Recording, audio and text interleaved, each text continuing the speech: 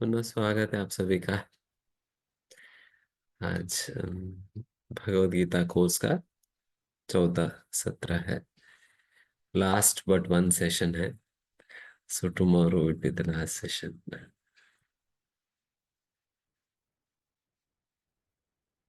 हाँ, रोज इस प्रकार से आप लोगों से मिलकर अच्छा लगता है। प्रतिदिन हम गीता के विषय में चर्चा करना and really inspiring to see so many devotees sparing out time to hear. Definitely numbers तो घटेंगे।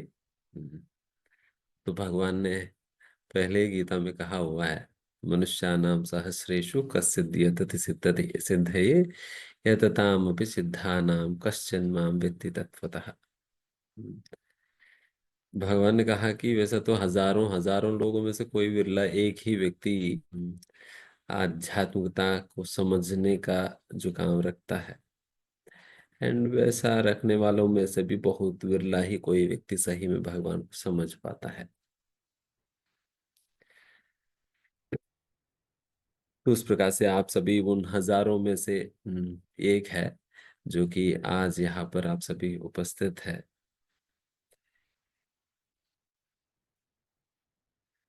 So thank you for your consistency. And कल का एक और सेशन रहेगा। तब तक तो आपको थोड़ा सहकर सुनना होगा एंड फिर आगे बढ़ेंगे। ओके, तो आज हम प्रार्थना के साथ पुनः हम शुरू करेंगे। तो पुनः हम आचार्य उनसे श्रील प्रभुपाद जी से भगवान से प्रार्थना करेंगे, उनको धन्यवाद देंगे। हम्म, आज हम कर्म सिद्धांत के विषय में चर्चा करेंगे। हम्म, तो will try to deep dive into this topic. ओम ज्ञानतिमिरन्दस्य ज्ञानाञ्जनशलाकया चक्षुरुन्मिलितं येन तस्मै श्रीगुरवे नमः। श्रीचैतन्यमनोभीष्टं स्थापितं येन भूतले स्वयं रूपः कदा मह्यं ददाति स्वपदान्तिकं। वन्देऽहं श्रीगुरून् श्रीयुतापदकमलं श्रीगुरून् वैष्णवांश्च श्रीरूपं साग्रजातं सहगण रघुनाथान्वितं त्वं सजीवम् साद्वैतं सावधूतं परिजनसहितं कृष्णचैतन्यदेवं श्रीराधा कृष्णपादान् सहगणललिता श्रीविशाखान्वितांश्च। हे कृष्ण करुणा सिन्धो दीनबन्धो जगत्पते गोपेश गोपिका कान्त राधा कान्त नमोऽस्तु ते। तप्त काञ्चन गौरांगी राधे वृन्दावनेश्वरी वृषभानुसुते देवी प्रणमामि हरिप्रिये। वाञ्छाकल्पतरुभ्यश्च कृपा सिन्धुभ्य एव च पतितानां पावनेभ्यो वैष्णवेभ्यो नमो नमः। जय श्री कृष्ण चैतन्य प्रभु नित्यानंद श्री अद्वैत गदाधर श्रीवासादि गौर भक्त वृंद। हरे कृष्णा कृष्णा कृष्णा हरे हरे, हरे राम राम राम हरे हरे। नमो विष्णुपादाय कृष्ण पृष्ठाय भूतले श्रीमते भक्तिवेदांत स्वामिनिति नामिने नमस्ते सारस्वती देवे गौरवाणी प्रचारिणे निर्विशेष शून्यवादि पाश्चात्य देश तारिणे।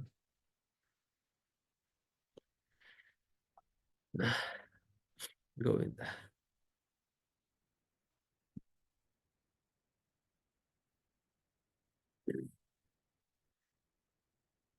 वैसा हम पांच विषयों के, पांच सब्जेक्ट मैटर्स के विषय में हम जो चर्चा कर रहे थे, जिसके अंतर्गत आत्मा के विषय में हमने पहला दिन चर्चा किया और कल का दिन हम भगवान के विषय में चर्चा किया और आज कर्म के विषय में चर्चा करेंगे। और कल लास्ट दिन हम काल और प्रकृति दोनों चर्चा करेंगे। तो कल का दिन हम भगवान के विषय में चर्चा करते हुए हमने कहा किस प्रकार से भगवान की अस्तित्व को हम समझ सकते हैं, किन किन प्रमाणों के आधार पर भगवान के अस्तित्व को माना जा सकता है। तो इसके विषय में बताया हमने किस प्रकार से हम ऑर्गेनाइजेशन हम देखते हैं, हर मैक्रो लेवल से लेकर माइक्रो लेवल तक हर स्तर पर बहुत ही सिस्टमैटिक ऑर्गेनाइजेशन है भगवान के क्रिएशन के अंतर्गत जो देखा जाता है। उससे हमें समझ लेना चाहिए कि बहुत बड़ा एक इंटेलिजेंट ब्रेन लगा हुआ है इतना सारा सृष्टि को इतना ऑर्गेनाइज तरीके से चलाने के लिए। एंड फिर हमने सुना था कि किस प्रकार से हर एक आर्ट के पीछे आर्टिस्ट होता है।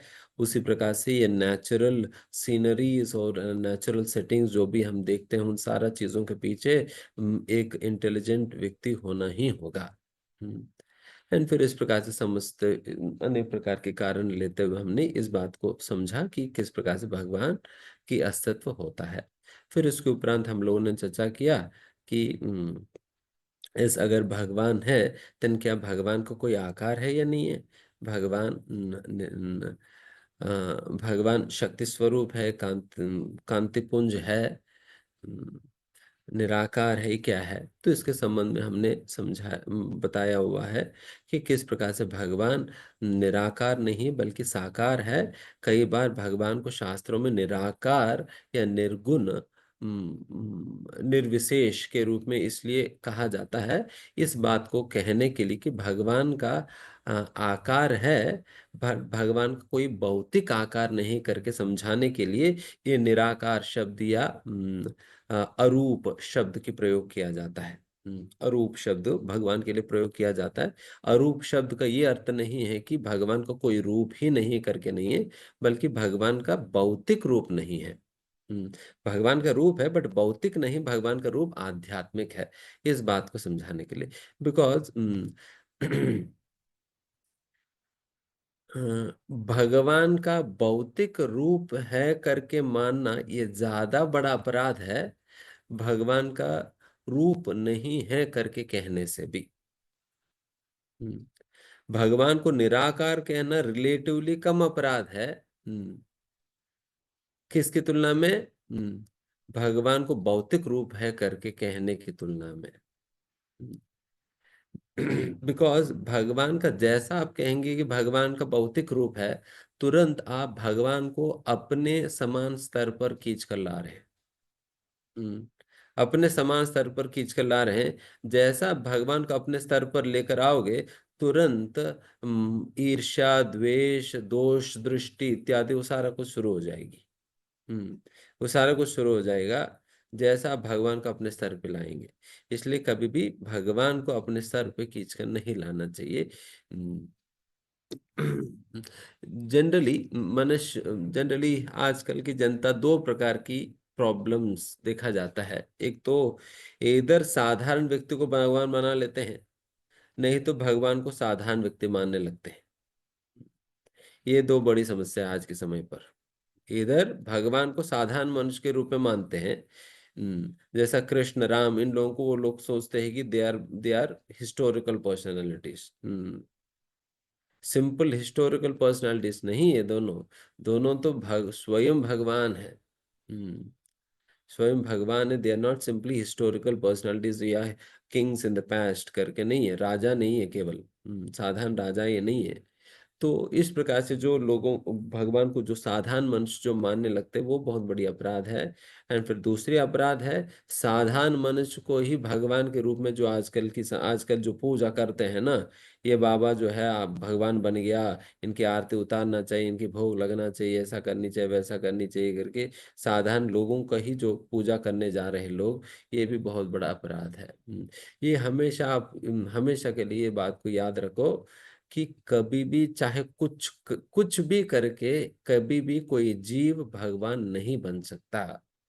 कुछ भी करके कितना भी साधना कर लो, कितना भी हिमालय घूम लो, कितना कुछ भी कर लेना, फिर भी जीव जो है जीव ही रहेगा, जीव भगवान नहीं बन सकता। क्योंकि भगवान कोई पोस्ट पोजीशन नहीं है कि हम बन जाने के लिए।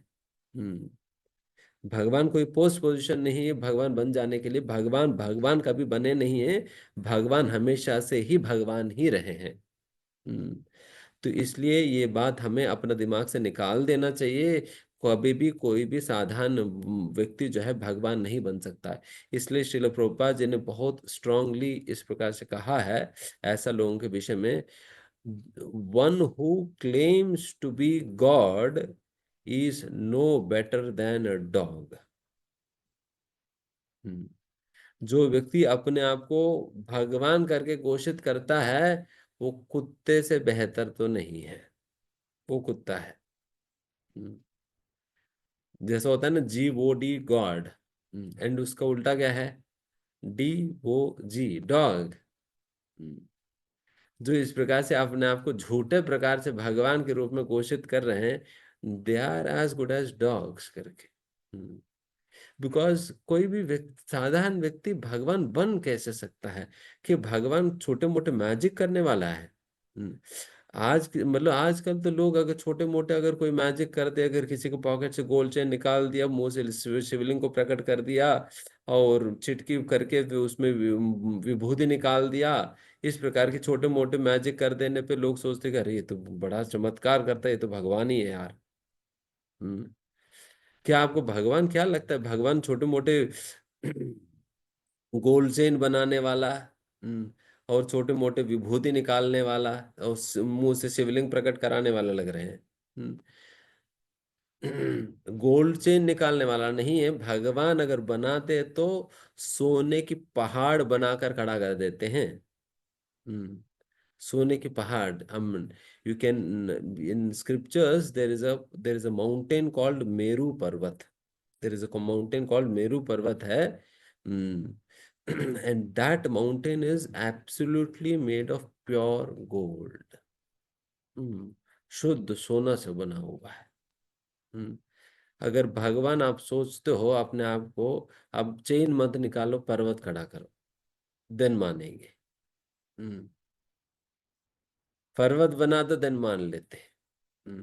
एंड लोग जो है अपने आप को भगवान कह कर जो है वो चाहते हैं कि भगवान की तरह हम भी रासलीला करें।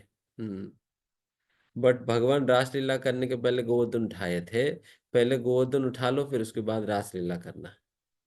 हम्म, पहले गोवर्धन उठा लेना। अरे गोवर्धन तो भूल जाओ, अपने गले में 1 किलो की पत्थर लेकर आप 7 दिन 7 रात खड़े तो हो जाओ, देखा जाए। हम्म, इतने भी लोग नहीं कर पाते, वो कैसे कह देंगे कि वो भगवान बन गया। भगवान इतना चीप थोड़ी लग रहे, भगवान केवल अपने मुंह से छोटे मोटे लिंग प्रकट करने वाले नहीं है। भगवान के विषय में ब्रह्म संहिता में कहा जाता है, यह कारणार्णव जले भजति स्म योगा निद्रामनंत जगदंड सरो मुकूपः। इस विष्णुर्महान से यस्य कला विशेषो गोविंदमादि पुरुषम तमहम भजामि। इस श्लोक में बताया जा रहा है भगवान श्री महाविष्णु इतने महान होते हैं कि उनकी शरीर, वो जब सांस छोड़ते हैं ना, वो जब सांस छोड़ते हैं, उनकी सांस छोड़ने पर उनकी शरीर की स्वेट पोर्स जो होता है ना, रोम छिद्र जो होता है, उस स्वेट पोर्स से पूरा का पूरा ब्रह्मांड निकलता है। One complete universe emanates from the sweat pores of the supreme lord. एक ब्रह्मांड निकलता है, छोटे मोटे लिंग नहीं। ऐसा ब्रह्मांड निकाल दो फिर देखा जाए। हम्म, ठीक है, ब्रह्मांड तो छोड़ दो भैया, आप कम से कम एक पृथ्वी को तो निकाल दो। हम्म एक पृथ्वी को निकाल दो तब माना जाएगी, तब भगवान है करके। हम्म तो इसलिए भगवान को इतना चीप नहीं बना देना है कि जो भी छोटे मोटे मैजिशियंस को भगवान भगवान करके बना दे रहे हैं। वो हिमालय गया एंड फिर थोड़ा मोटा तपस्या वपस्या कर लिया, कुछ सिद्धि विद्धि प्राप्त कर लिया, वो आकर मार्केट में सभी लोगों का अपना सिद्धियां दिखाने लगे एंड फिर सभी लोग हल्ला गुल्ला करके अरे भगवान आ गया, भगवान प्रकट हो गया, भगवान प्रकट हो गया, आरती करो करके फिर सभी इकट्ठा हो जाते हैं। तो इतना चीप थोड़ी है भगवान। हम्म। तो इसलिए हमें शास्त्रों के आधार पर भगवान को पहचानना होगा। हम्म, शास्त्रों के आधार पर भगवान को पहचानना होगा। तो इस प्रकार से कभी भी कोई साधारण व्यक्ति भगवान नहीं बन सकता। एंड फिर उसके उपरांत ठीक है भगवान ठीक है व्यक्ति है, देन फिर व्यक्ति है तो भगवान अनेक है ये एक है। देन इसके विषय में हमने कहा कि भगवान की डेफिनेशन हमने बताया किस प्रकार से भगवान वो व्यक्ति है जिनके समान कोई नहीं होनी चाहिए, जिनसे बढ़कर भी कोई नहीं होनी चाहिए, तो भगवान एक ही हो सकता है। हम्म। एंड फिर बाकी अन्य धर्मों के अंतर्गत भी एक ही भगवान को वो मानते हैं। देन हाउ कम सनातन धर्म के अंतर्गत अनेक भगवान हो सकते हैं। हम्म, तो इस प्रकार से हमने ये बात को समझा कि भगवान एक होते हैं। देन फिर एक भगवान कौन है, देन फिर एक भगवान कौन है समझने के लिए हमने अनेक प्रकार के शास्त्रों को हमने रेफर किया हुआ है, गीता, भागवत, ब्रह्म संहिता, विष्णु पुराण इत्यादि अन्य शास्त्रों के आधार पर हम इस बात को हमने समझा किस प्रकार से श्री कृष्ण को ही हम पूर्ण पुरुषोत्तम भगवान के रूप में हम समझते हैं। एंड एकल ईश्वर कृष्ण आर सब भृत्य, बाकी सभी भगवान श्री कृष्ण के सेवकों के रूप में शास्त्रों के आधार पर इस बात को हम समझते हैं। एंड फिर इस बात की चर्चा होने के उपरांत उपरांत मतलब किसी ने वैसा प्रश्न ही किया था, किस मतलब वैसा तो कई सारे शास्त्र है, शिव पुराण है, देवी पुराण है, और स्कंद पुराण है, ये पुराण वो पुराण, इतने सारे पुराणों में हर एक पुराण में आप मतलब वो रिस्पेक्टिव भगवान को, रिस्पेक्टिव पर्सनैलिटी को भगवान के रूप में प्रस्तुत करते हैं। शिव पुराण में शिव जी को प्रस्तुत करेंगे, देवी पुराण में देवी जी को प्रस्तुत करेंगे। देन फिर हम किस पुराण की बात माने फिर, हम्म, किस पुराण की बात माने, और कैसे इस बात को रिकंसाइल कर सकते हैं, देन फिर इस प्रकार के कॉन्ट्रडिक्शन भी क्यों है। हम्म। आप सभी को प्रश्न समझ में आया?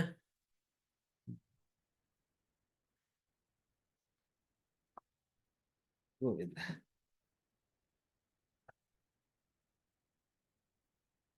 देखो,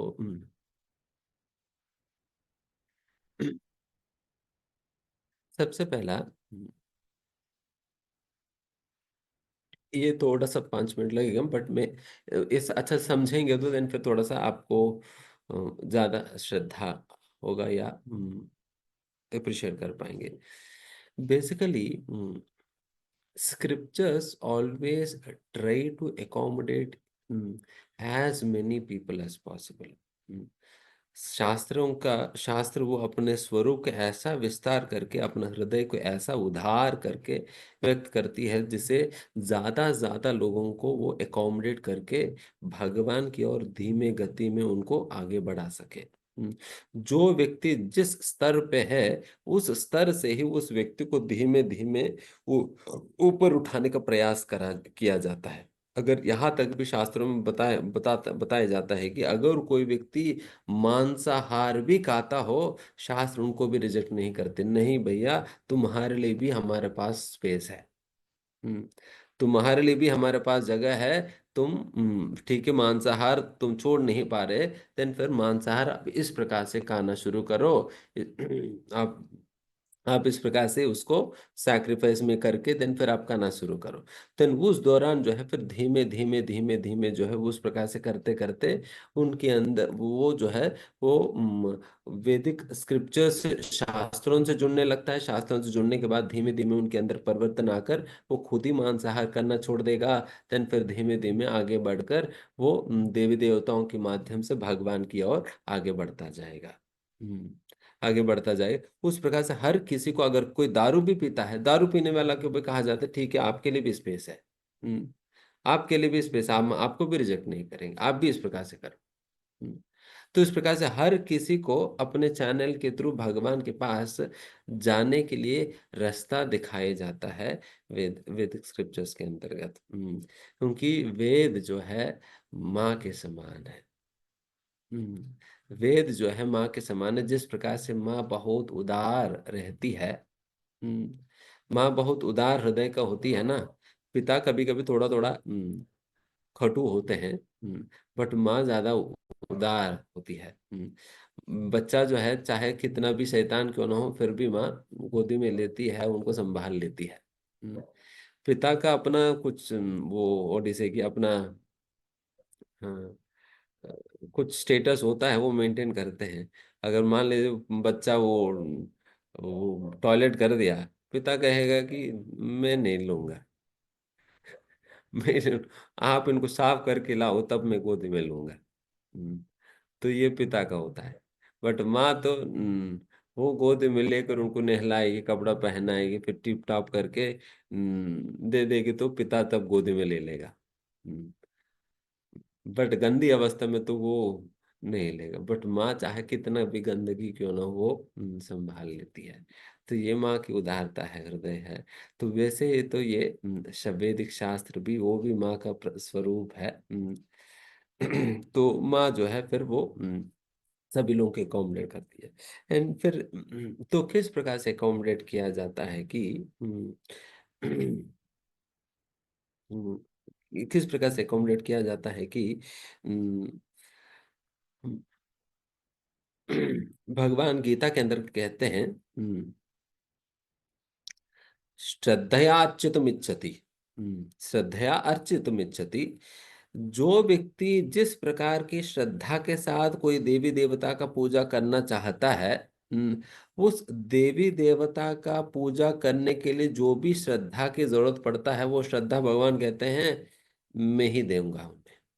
उनका हृदय में मैं परमात्मा के रूप में तो हूं ही, तो मैं उनके अंदर वो श्रद्धा जागृत करूंगा उस देवी देवता के प्रति। तो इसलिए किसी भी देवी देवता की पूजा करने के लिए आपको जो श्रद्धा की जरूरत पड़ता है, वो श्रद्धा कौन दे रहे हैं? वो भगवान कृष्ण ही स्वयं उनकी हृदय में इंस्पायर करते हैं। इंस्पायर करते हैं, ताकि कम से कम, ठीक है उस व्यक्ति सीधा मेरे पास तो नहीं आ पा रहे, कम से कम देवी देवता के पास तो आ रहे हैं।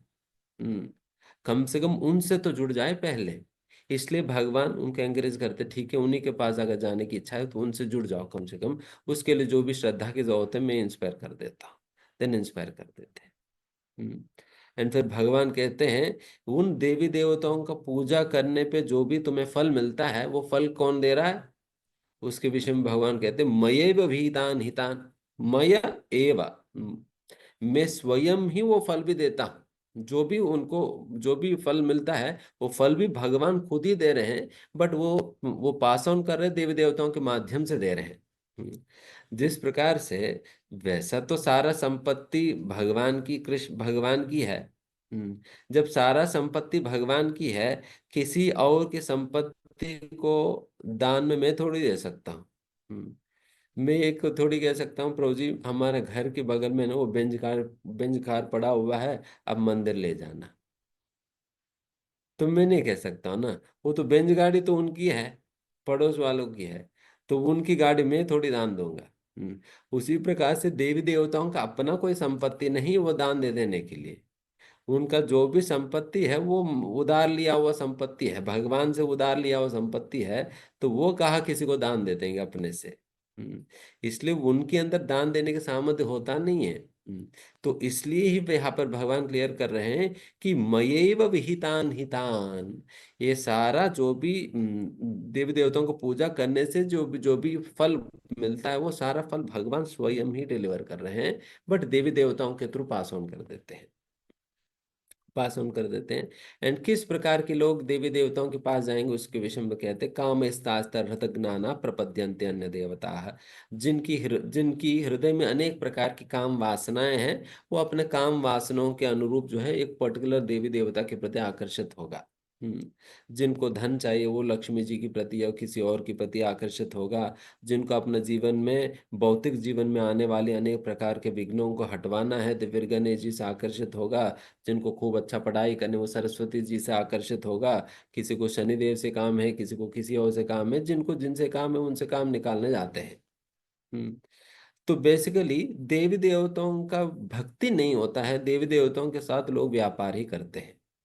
हम्म देवी देवताओं का वो भक्ति नहीं कहा जाता, तो वो लिटरली अगर साफ साफ बात बात किया जाए तो मोस्टली व्यापार होता है।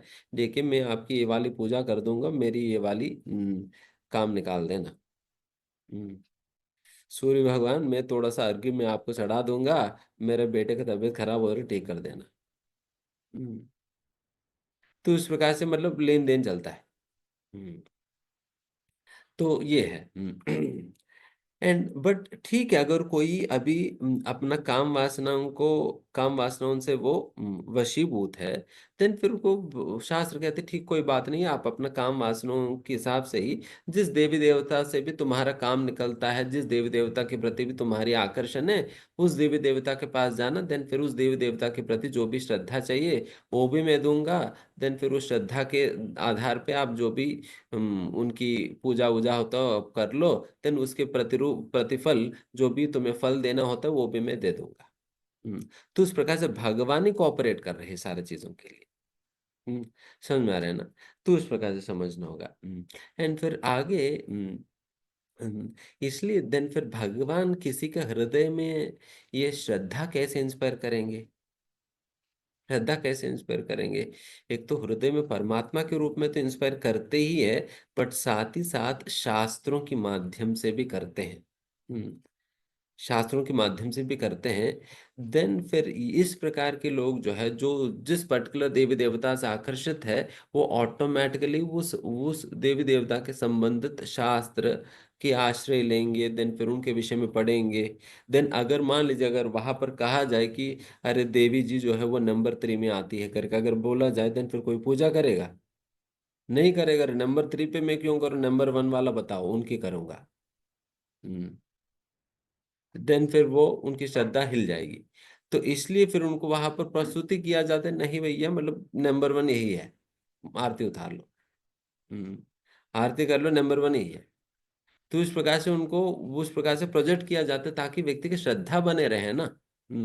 देन फिर श्रद्धा बनने पर देन फिर व्यक्ति उनके पूजा पाठ में लगेगा। देन फिर वो धीमे धीमे आगे बढ़ सकता है। हम्म, तो इसलिए अन्य पुराणों में इत्यादि जो है, इस प्रकार से अन्य देवी देवताओं को भी कई बार भगवान के रूप में प्रोजेक्ट किया जाता है। एंड देन फिर प्रभु जी, ठीक है, ये भी बात ठीक है, बट फिर भी कंफ्यूजन दूर नहीं हो रहा। हम्म, फिर भी कंफ्यूजन दूर नहीं हो रहा है कि बट ठीक है, आपकी सारी बातें तो सही है, बट इन सारी बातों का हम फिर भी रिकंसाइल कैसे करें ना? रिकंसाइल कैसे करें? बिकॉज इसमें यहाँ पर देवी शिव पुराण में ये बताई गई, देवी पुराण में ये बताई गई है, एंड फिर विष्णु पुराण में ये बताई जा रहे, तो फिर कैसे समझे? तो इसलिए कई बार शास्त्रों के अंतर्गत जो कॉन्ट्रडिक्टरी स्टेटमेंट्स को समन्वय करने के लिए, रिकंसाइल करने के लिए पुनः शास्त्रों में ही उसकी उपाय दिया जाता है। हम्म, शास्त्रों में ही उसकी उपाय दिया जाता है, किस प्रकार से सारा चीजों को आप समन्वय कर सकते हो।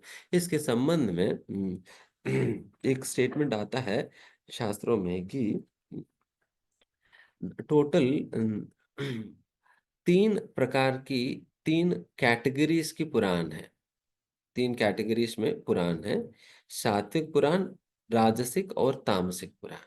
सात्विक पुराण, राजसिक पुराण और तामसिक पुराण है। और 6 पुराण जो है सात्विक है, और 6 राजसिक है, एंड 6 तामसिक पुराण है। तो इस प्रकार से ये 3 कैटेगरीज है।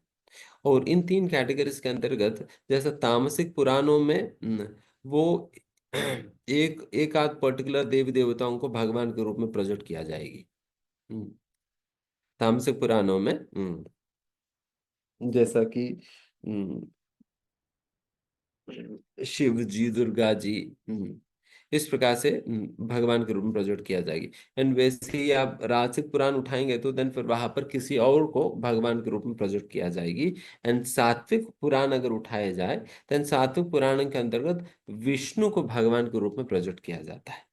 हम्म, विष्णु को भगवान के रूप में प्रकट किया जाता है। तो उस प्रकार से सात्विक पुराणों में विष्णु को, और फिर राजसिक पुराणों में ब्रह्मा जी और इन और अन्य देवताओं को, और फिर तामसिक पुराणों में शिव जी, इस प्रकार शिव जी और दुर्गा जी को वहां पर प्रकट किया जाता है। तो उस प्रकार से डिफरेंट डिफरेंट पुराणों के अंतर्गत डिफरेंट डिफरेंट देवी देवताओं को प्रकट किया जा रहा है भगवान के रूप में। देन फिर पद्म पुराण के अंतर्गत एक स्टेटमेंट ऐसा आता है जहां पर ये बात कहा जाता है कि देखिए, जब भी सात्विक, राजसिक, तामसिक पुराणों में बताई गई कंक्लूजन्स पे जब कॉन्ट्रडिक्शन होता है, जब 3 कैटेगरीज के पुराणों की कंक्लूजन्स में कहीं कॉन्ट्रडिक्शन आपको नजर आता है, देन फिर आपको सात्विक पुराणों में बताई गई कंक्लूजन को आपको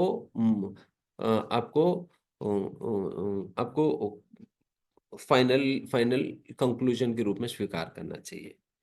फाइनल स्टेटमेंट के रूप में सात्विक पुराणों में बताई गई कंक्लूजन को आप फाइनल कंक्लूजन के रूप में स्वीकार करनी चाहिए।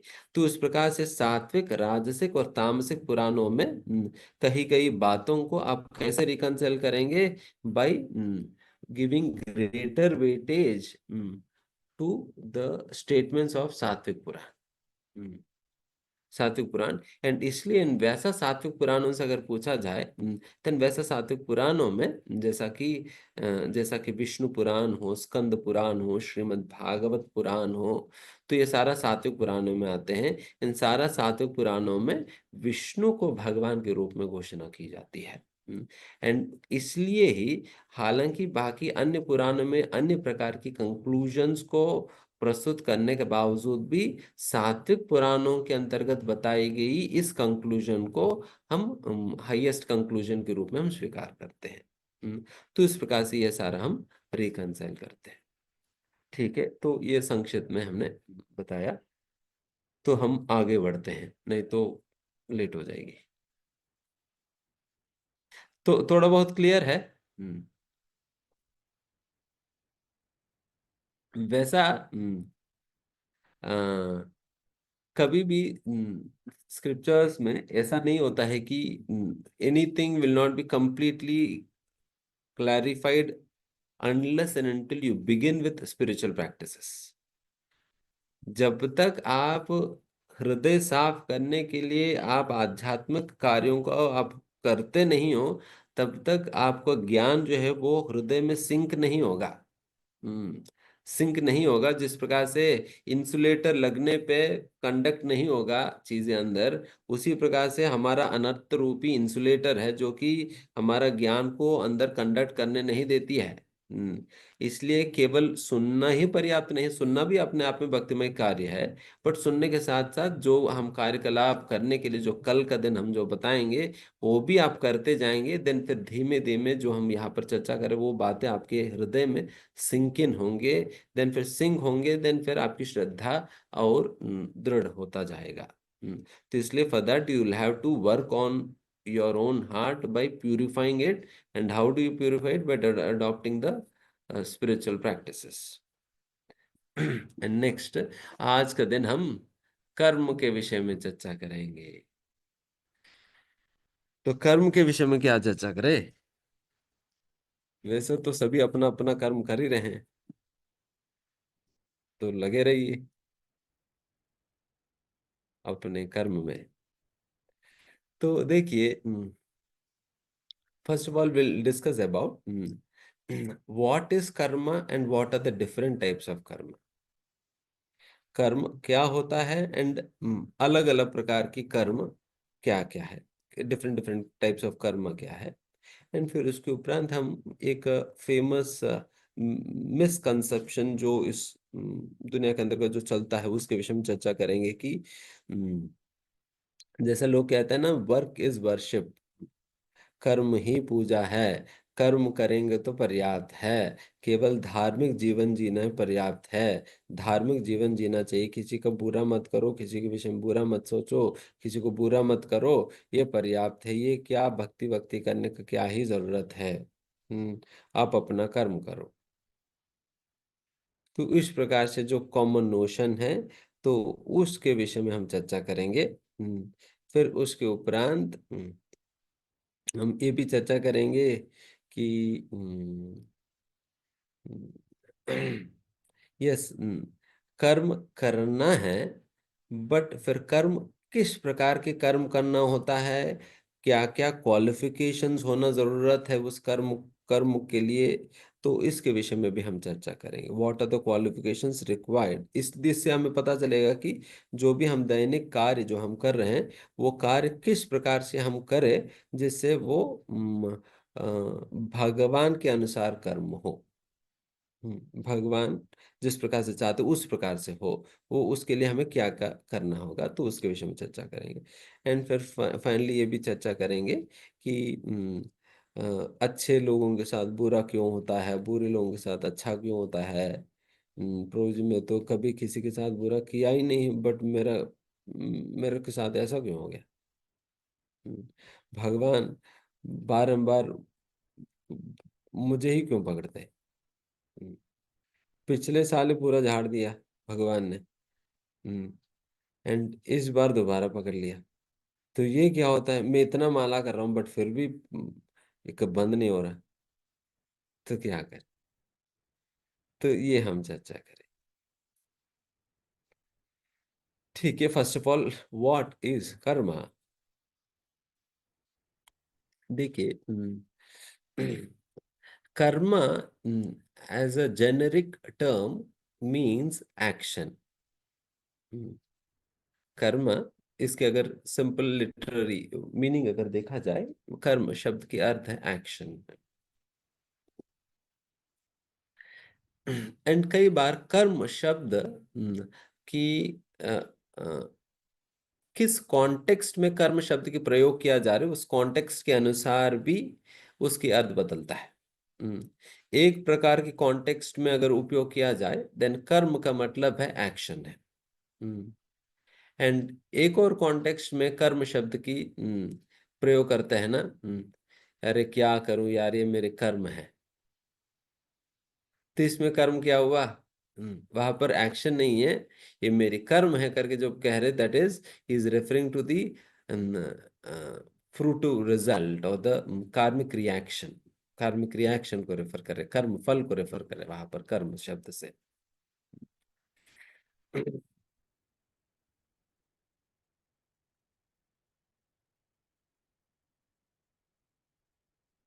तो इस प्रकार से एंड अभी आगे फिर डिफरेंट टाइप्स ऑफ कर्म क्या है।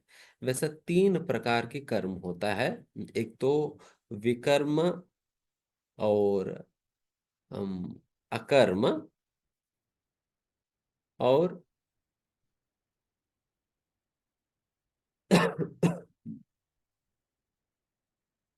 कर्म। वो उसको कर्म कहा जा सकता है या सकाम कर्म कहा जा सकता है। हम्म, सकाम कर्म, विकर्म और अकर्म, ये तीन प्रकार के कर्म होता है। एंड सकाम कर्म या कर्म क्या होता है कि दीज आर पयोस एक्टिविटीज, पुण्य कार्य है।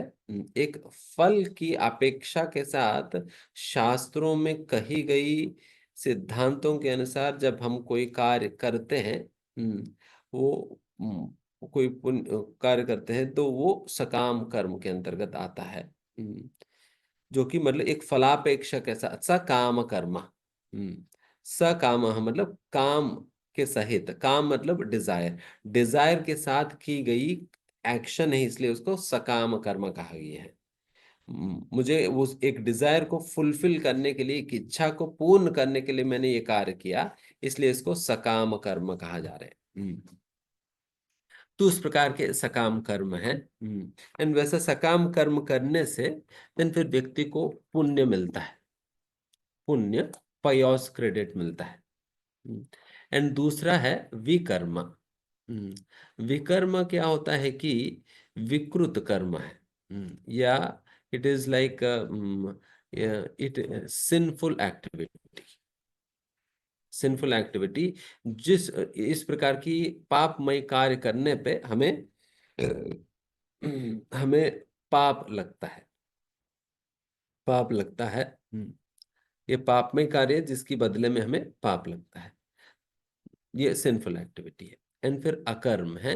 अकर्म का मतलब ये होता है, these are transcendental activities which which do not accrue any sort of pious or impious credit. इसका कोई पुण्य फल या पाप फल नहीं मिलता है। ये ऐसा दिव्य आध्यात्मिक कार्य है जिसका कोई पाप या पुण्य फल नहीं होता है। बल्कि ये कार्य हमें धीमे धीमे भगवान की ओर हमें आगे बढ़ाएगी। आगे बढ़ाएगी। तो उस प्रकार से ये अकर्म है। ये तीन प्रकार की एक्शन से कर्म है, सकाम कर्म, विकर्म और अकर्म। ये क्लियर है सभी को? हम्म। तो अभी हम्म, हम्म, अभी एक ये कि देखिए, जब भी मतलब ये पुण्य की खाता, पुण्य की अकाउंट एंड पाप की अकाउंट, ये दोनों म्यूचुअली एक्सक्लूसिव अकाउंट्स है। ये दोनों एक्सक्लूसिव अकाउंट्स है, सभी का अपना अपना अकाउंटिंग है। हम्म। तो जब भी आप पुण्य करते हो, पुण्य की खाता में जमा हो जाता है। जब भी आप कोई पाप करते हो, पाप की खाता में जमा हो जाता है। हम्म। तो फिर बाद में उसको डेबिट करके आपको देने की काम परमात्मा करते हैं। परमात्मा की वन ऑफ द रोल्स है, हमारा हृदय में जो परमात्मा के रूप में भगवान की जो वास है, तो परमात्मा का वन ऑफ द रोल्स ये है कि जो भी हमारा खाता में जमा हुआ है, वो कर्म को डेबिट करके देन फिर आपको डिलीवर करना, आपको डिलीवर करना। तो फिर जो भी हमने पुण्य की खाता में, पाप की खाता में डिपॉजिट किया, वो सारा भगवान डेबिट करके हमें देते रहेंगे। तो ये परमात्मा का रोल होता है। बट कभी ये नहीं सोचना है कि पुण्य कार्य करने पे पाप धुल जाता है करके। नहीं। हम्म, पुण्य कार्य मतलब पुण्य कार्य जो है वो पाप को नलिफाई नहीं करेगी। पुण्य का अपना खाता है, पाप की अपना खाता है। हम्म, पाप की अपना खाता है। तो कोई भी जो अकर्म की कैटेगरी में कार्य जब व्यक्ति करता है, तब ही जाकर वो पाप को नलिफाई करने की सामर्थ्य रखता है। वो पाप को ही नलिफाई नहीं करने की सामर्थ्य, बल्कि पुण्य और पाप दोनों को ही नलिफाई करने की सामर्थ्य होता है। अभी लगा प्रोजी, वो पुण्य तो मैं बहुत मुश्किल से इकट्ठा किया, उसको अगर माफ करते तो दिन फिर खाता खाली हो जाएगी। हम्म, वो तो बहुत मेहनत किया प्रभु जी, वो तो पुण्य जमा करने, देन उसको क्यों खाली करवा रहे हैं? देखिए, एक्चुअली आध्यात्मिक दृष्टिकोण से देखा जाए, पाप तो पाप है ही, पुण्य को भी पाप के रूप में ही गिना जाता है। हम्म, पुण्य को भी पाप में के रूप में गिना जाता है। वाई? बिकॉज जो भी हम पाप जो भी पाप है, उस पाप की वजह से हमें हमारे जीवन में दुख मिलता है। एंड जो भी हमने पुण्य किया है, उस पुण्य की वजह से हमारे जीवन में सुख सुविधाएं हमें प्राप्त होता है। हम्म, सुख सुविधाएं प्राप्त होता है। बट समस्या ये है कि जब तक ये दोनों अकाउंट्स में थोड़ा डिपॉजिट रह जाता है, हम्म, तब तक आपको इस भौतिक दुनिया के अंतर्गत आना पड़ेगा। तब तक उस अकाउंट में जो भी जमा पूंजी को भोगने के लिए आपको इस भौतिक दुनिया में आना पड़ता है। और इस भौतिक दुनिया में आने का मतलब है अनेक प्रकार की कष्ट झेलो, जन्म लो, बूढ़ा बनो, मरो, ये करो, वो करो, एलकेजी करो, पीएचडी करो, जॉब ढूंढो, शादी करो, पत्नी, बच्चे बच्चे, ये सारा कुछ संभालना ही पड़ेगा फिर। हम्म, ये सारा कुछ संभालना पड़ेगा। तो इसलिए ठीक है, अगर पुण्य भी आपके खाता में जमा है, बट पुण्य को भी भोगने के लिए आपको इसी दुनिया में आना पड़ेगा। और इसी दुनिया में आने का मतलब है जन्म तो लेना ही है ना। और जन्म लेने का मतलब है देन फिर मरना भी तो है। फिर मरने के, जन्म और मृत्यु के बीच में तो कई सारे कहानियां होती है। तो फिर इतना सारा पिक्चर वापस क्यों देखा जाए? ऑलरेडी हमारा फ्लॉप पिक्चर है। हम्म, हमारा ऐसे ही फ्लॉप पिक्चर है। एंड उसको बारंबार क्यों देखना चाह रहे, समझ नहीं आ रहा है। हम्म, जैसे देखिए, मतलब कोई भी इंडस्ट्री में फ्लॉप पिक्चर कोई दोबारा देखता है? नहीं देखेगा। तो हम क्यों दोबारा ये हमारे वाले जो फ्लॉप पिक्चर है उसको बार बार क्यों देखना चाहते हैं? तो एक बार ही देख लिया, बहुत बड़ी बात हो गया। हम्म, तो अगली बार नहीं आना है।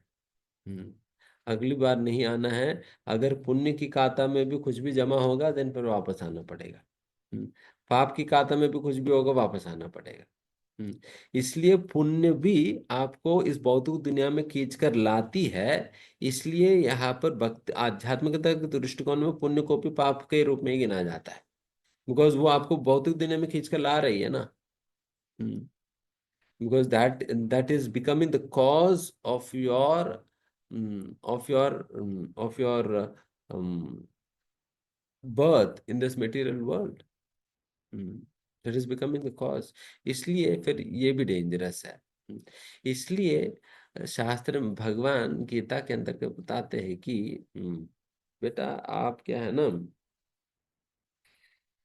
भक्ति बुद्धि युक्त, बुद्धि युक्तो जहाति है उभे सुकृते दुष्कृते। बुद्धि योगो जहाती है उभे सुकृते दुष्कृते। आप दोनों सुकृति और दुष्कृति दोनों ही खत्म कर दो। किसकी बल पे? भक्ति के बल पे। आध्यात्मिकता के बल पर आप सुकृति को भी दुष्कृति को भी दोनों को भी गोली मारो। दोनों को ही गोली मारो। आपको क्या करनी है? भक्ति करनी है। उस सुकृति और दुष्कृति मतलब सुकृति मतलब पुण्य कार्य, दुष्कृति मतलब पाप कार्य, उन दोनों में ही पड़ो मत। दोनों में पढ़ने का मतलब है आप फंस जाओगे वापस। इसलिए दोनों में पढ़ो मत। आप क्या करो? आप भक्तिमय कार्य करो, आप अकर्म करो, because that would not yield any pious or impious result. That will not produce any pious और impious result। किसी भी प्रकार के पाप या पुण्य उससे जन्म प्रकट नहीं होता है। तो इसलिए आप अकर्म करो या इस प्रकार के आध्यात्मिक कार्य करो, इस प्रकार की भक्ति करो। इसलिए इस दोनों में मत पड़ो करके वहां पर हमें गीता में भगवान समझाते हैं। तभी हमें क्या चुनना है? सकाम कर्म या विकर्म या अकर्म? हम सभी को चुनना चाहिए, अकर्म को चुनना चाहिए। अकर्म को चुनना चाहिए एंड अकर्म के हिसाब से हमें कार्य करना है। तो अभी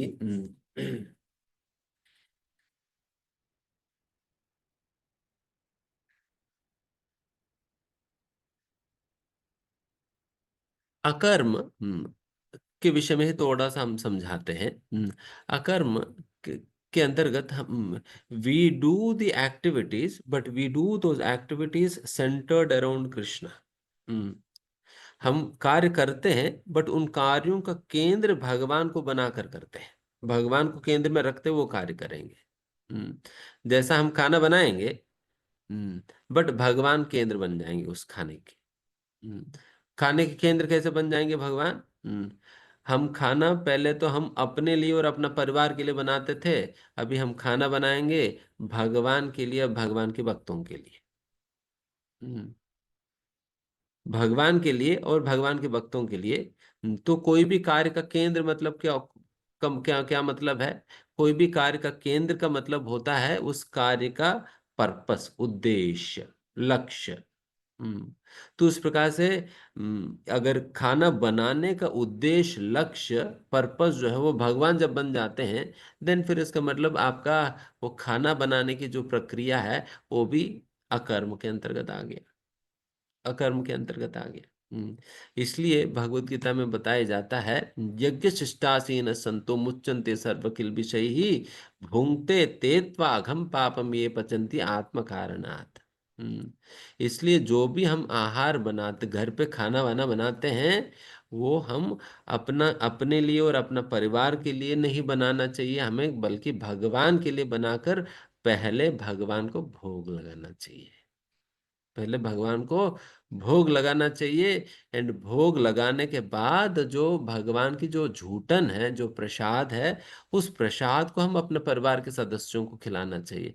अन्यथा इसके विषय में बताया, इसके विषय में गीता में बता रहे हैं ना, जो आहार जो है भगवान को भोग लगाकर प्रसाद के रूप में जो हम ग्रहण करते हैं, वो प्रसाद जो है हम हमारी पापों को वो खत्म कर देती है। उल्टा अगर व्यक्ति भगवान को बिना भोग लगाएगा, सीधा ही उस आहार को अपनी इंद्रियों को तुष्ट करने के लिए अगर ग्रहण कर लेता है, भगवान को बिना भोग लगाए, वो अन्न नहीं खा रहे हैं बल्कि पाप खा रहे हैं। बल्कि पाप खा रहे हैं। तो इसलिए गीता की कहना है, आप खुद और आप अपने परिवार को पाप मत खिलाओ। तो इसलिए जब आप अपने परिवार को खिलाने के लिए तारे थाली में परोस रहे हैं ना, दाल चावल सब्जी रोटी, खीर, ये सारा पाप है। एक कटोरी में XYZ पाप, एक कटोरी में दाल वाला पाप, एक कटोरी में रोटी वाला पाप, एक कटोरी में चावल वाला पाप। एंड सारा पाप हम खिला रहे हैं। इतना पाप खाएंगे तो फिर कहाँ जाएगा? नरक में जाएगा। हम्म तो फिर हम सारा परिवार वालों को कहा नरक भेज रहे फिर। हम्म तो हमें अगर सही में अपने परिवार के सदस्यों से हम प्रेम करते हैं, उनके लिए हम सही में कुछ करना चाहते हैं, देन फिर उनको हम इस प्रकार के पाप ना खिलाएं। हम्म उनको खिलाओ, भगवत प्रसाद खिलाइए। उनको भगवान को भोग लगाया हुआ आहार ही भगवान को खिलाना चाहिए। हम्म, पहले जो भी आप खाना बनाते हो, हम्म, एक थाली भगवान के लिए रखिए, फ्रेश थाली। सारा कटोरी में, एक कटोरी में चावल, एक कटोरी में दाल, एक कटोरी में चावल, एक कटोरी में सब्जी, एक जगह पर रोटी, एंड फिर एक कटोरी में खीर, जो भी बनाया आपने वो सारा रखो। एंड एक एक तुलसी दल डालो और भगवान के सामने रखो और भगवान से प्रार्थना करो, भगवान आपकी कृपा से जो कुछ भी हमें प्राप्त है, उन्हीं ही चीजों में हम अपना कंजूसी करते हुए थोड़ा बहुत हम आपके लिए बना पाया। तो इस अल्प ऑफरिंग को आप स्वीकार करिए और स्वीकार करके हमारे ऊपर कृपा करो। आपकी प्रसाद प्राप्त करने का सौभाग्य में प्रदान करके हमें हमें हमारी उद्धार करो करके भगवान से प्रार्थना करके भगवान का अर्पण करो।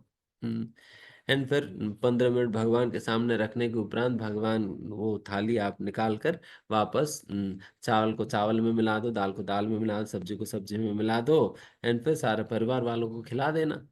हम्म एंड इस प्रकार से भगवान को भोग लगाया हुआ प्रसाद ग्रहण करने पे उल्टा उनकी हृदय वापस साफ होने लगता है। एंड भगवान के प्रति प्रेम बढ़ता है। हम्म किसी का झूठन खाने पर उस व्यक्ति के प्रति, उस व्यक्ति से आसक्ति बढ़ने लगता है। इसलिए कई बार पत्नी जो है वो पति का झूठन खाती है। हम्म क्यों? पति का झूठन खाने पर पति के प्रति प्रेम या वात्सल्य या अनुराग धीमे धीमे बढ़ता है। उसी प्रकार से ही हम सभी लोगों का पति तो भगवान है। सभी स्त्री भी पुरुष भी सभी लोगों का पति है भगवान। हम्म हमारा स्वामी है भगवान। एंड वैसा स्वामी के झूठन खाना चाहिए हम लोगों को।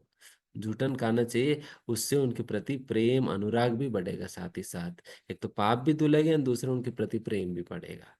है ना?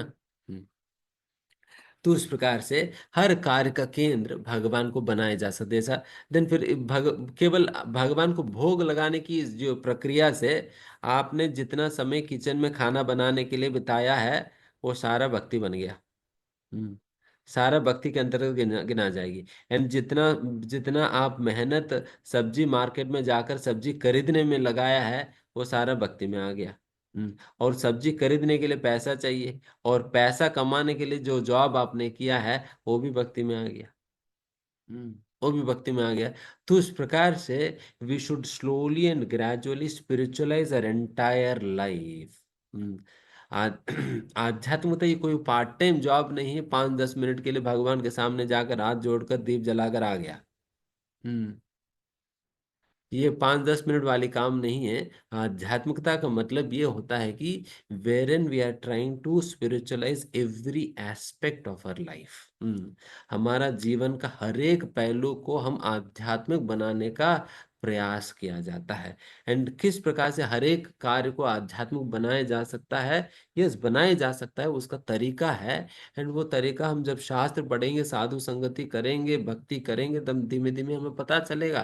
देन उस अनुसार हम अपना जीवन को हमें उस प्रकार से मोल्ड करना होगा। जैसा आहार बनाने के संबंध में हमने बताया, उसी प्रकार से कोई स्टूडेंट पढ़ाई करना है। अब अगर कर्म सिद्धांत अगर सही से समझेंगे तो देन फिर you will find cause for study. Students को कारण मिलेगा उनको क्यों पढ़ना चाहिए। वो भी भगवत केंद्रित कारण मिलेगा। किसी को जॉब करना है, बिजनेस करना है, उसके उसको भी एक आध्यात्मिक तरीके से किस प्रकार से किया जा सकता है, वो सारा कुछ हमें धीमे धीमे हमें भगवत गीता के माध्यम से हमें समझना होगा। एंड उस प्रकार से हमें करना है। भगवान मना नहीं करते जॉब करने से, पढ़ने से, जो व्यापार करने से भगवान मना नहीं कर रहे हैं। करो, कोई दिक्कत नहीं, बट उसे करने का तरीका है ना। हम्म आप मन मर्जी जैसा भी करके करेंगे तो देन फिर वो नहीं होगा, वैसे नहीं चलेगा। रादर उसका तरीका है करने का, उसका मतलब कॉन्शियसनेस के लेवल पर, कार्यों के लेवल पर, कॉन्सिक्वेंसेस के लेवल पर, तीनों स्तरों पर आपको, बिगिनिंग पे, मिडिल पे, एंड पे, तीनों स्थान, तीनों समय पर आपको क्या रखनी चाहिए, किस प्रकार की चेतना रखनी चाहिए, कैसा विचारधारा रखनी चाहिए, ये सारा कुछ गीता के अंतर्गत बता ही जाता है। अगर ये सारा चीजों को समझकर अगर उस प्रकार से कार्य करे, इसलिए भगवान कहते हैं गीता में, योग कर्मशु कौशलम, this is an art of work. कर्म करने की कला सीखो एंड उस प्रकार से कर्म करो, फिर उस प्रकार से कर, जिससे फिर हमारी हर जीवन के हर एक कार्य ही अपने आप में भक्ति बन जाएगी। फिर हमारे जीवन की हर एक कार्य ही अपने आप में भक्ति बन जाएगी, है ना। तो उस प्रकार से तो ये हमने डिस्कस की। देन फिर आगे हम लोग डिस्कस करते हैं। हाँ, जैसा लोग कहते हैं ना, कर्म ही पूजा। हम्म,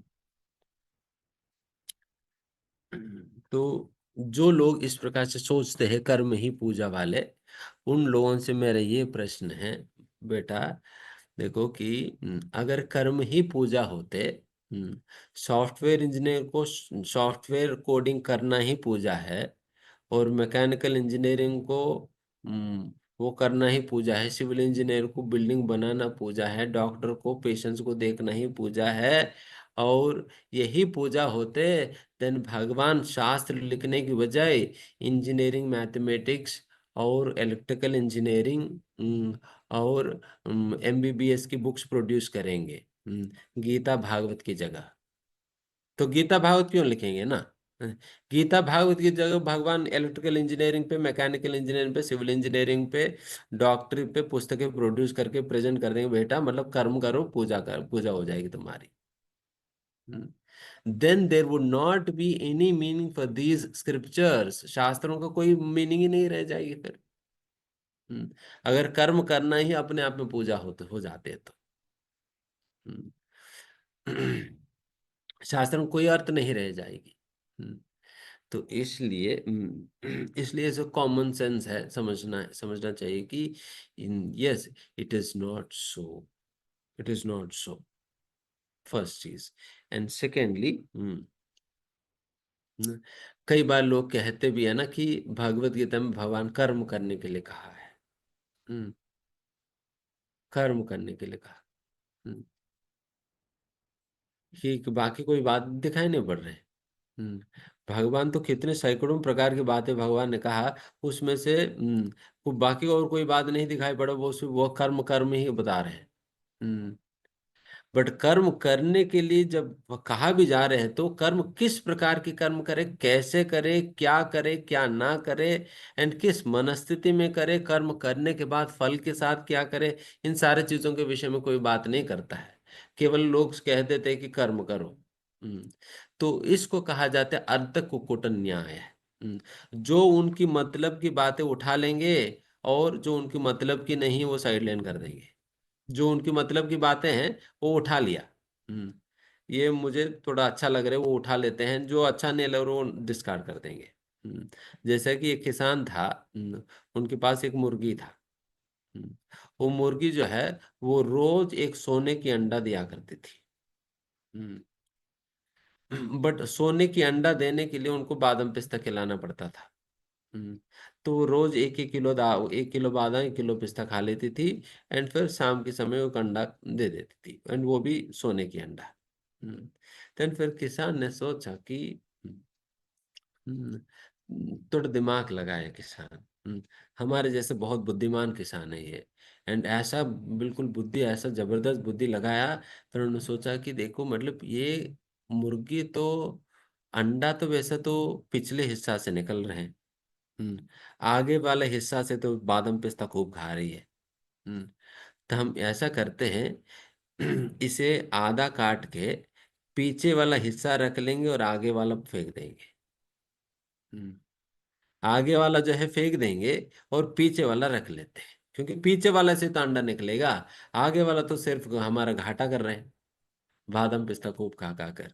हम्म, तो आगे वाला फेंक देंगे और पीछे वाला रख लेंगे करके वो किसान ने उस मुर्गी को काट दिया और पीछे की रखा और आगे की फेंक दिया। अभी प्रश्न ये है, क्या मुर्गी का पीछे की हिस्सा अभी अंडा देगी या नहीं? हम्म, बहुत बुद्धि लगा दिया इसने। इसलिए टू इंटेलिजेंट होना भी समस्या है। ज्यादा इंटेलिजेंट हो जाएंगे तो ऐसे ही कर देंगे हम। हम्म, तो ये लोग ये क्या कर रहे हैं, जो उनकी मतलब की जो हिस्सा है वो ले रहे हैं, जो उनकी मतलब नहीं पढ़े उसको फेंक दे रहे हैं। उसी प्रकार से कई बार लोग शास्त्र पढ़ते हैं, उनको जो बातें सही लगता है वो उठा लेंगे और जो बातें मतलब की नहीं रहते वो छोड़ देंगे। उनको अच्छा लगता है, ठीक है, कर्म वाली बात अच्छा लगता है, वो कर्म वाली बात उठा लिया। और कर्म के बाद जो जो बातें भगवान ने कहा है, किस प्रकार की कर्म करना चाहिए, कैसे करना चाहिए, कर्म फल को क्या करनी चाहिए, कर्म करते वक्त किस प्रकार की चेतना होनी चाहिए, एंड वैसा चेतना के साथ कर्म करने के लिए आपको और क्या क्या करना होता है, तो ये सारे बातें सारा छोड़ दिया। बस वो कर्म करने वाले पॉइंट उठा लिया। प्रभु जी, भगवान मतलब गीता में तो भगवान ने कर्म करने के लिए कहा है, इसलिए मतलब मैं भगवान को गुड बाय कह देता हूँ जाते वक्त। एंड फिर मैं अपना काम करता रहता हूँ। हम्म, तो ऐसा नहीं चलेगा, वैसा नहीं चलेगा। एंड नेक्स्ट,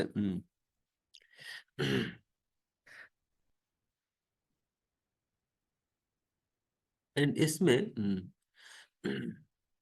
देखिए,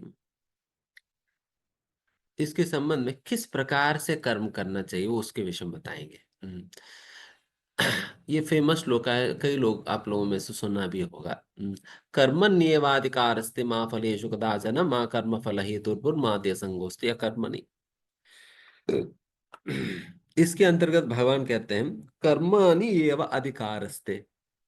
यस, कर्म करना तुम्हारी अधिकार है। You are suppose to do your karma. कर्म करना तुम्हारी अधिकार है, कर्माणि एव अधिकारस्ते।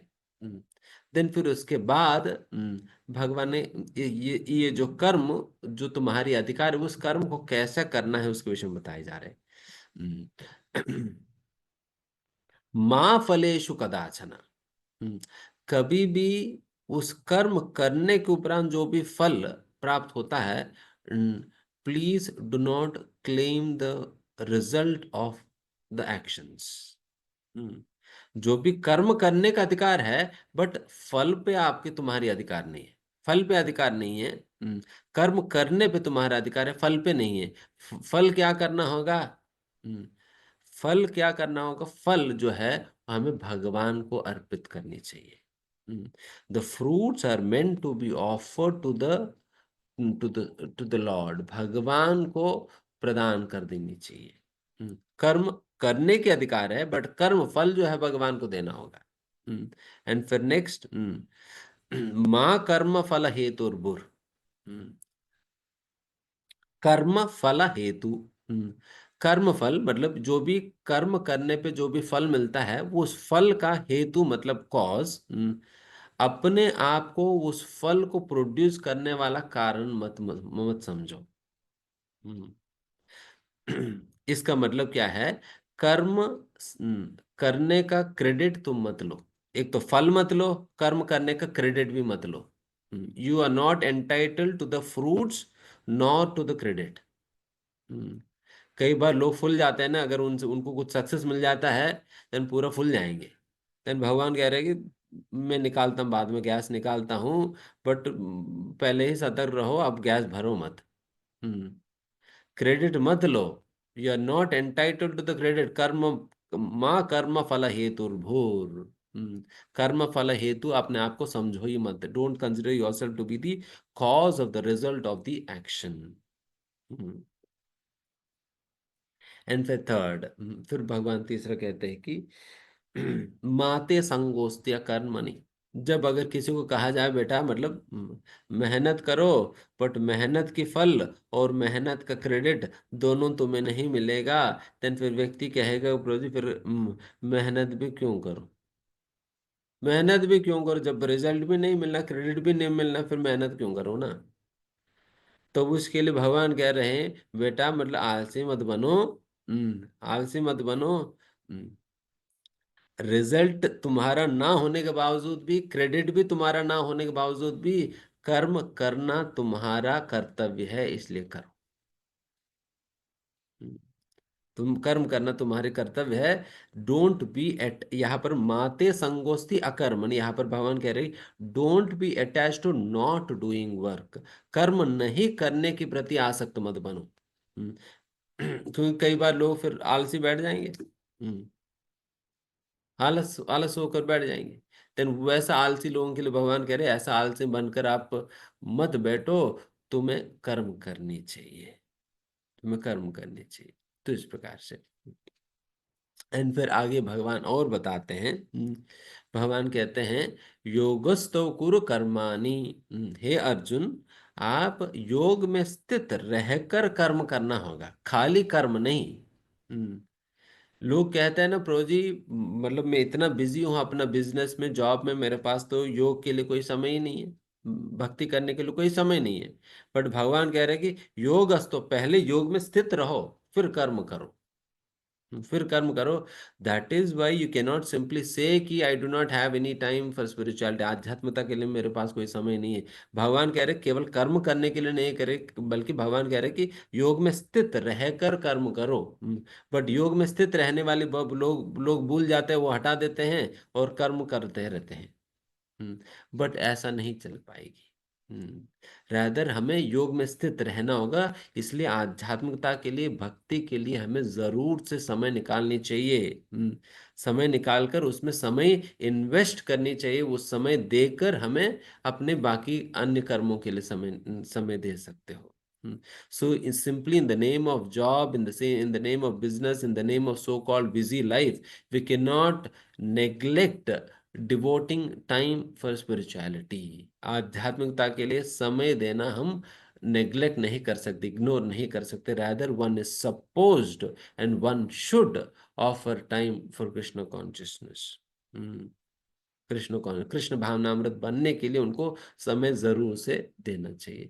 एंड यही बात भगवान 8वां अध्याय भगवत गीता के अंतर्गत भगवान कहते हैं तस्मात् सर्वेषु कालेषु माम अनुस्मर युध्य च।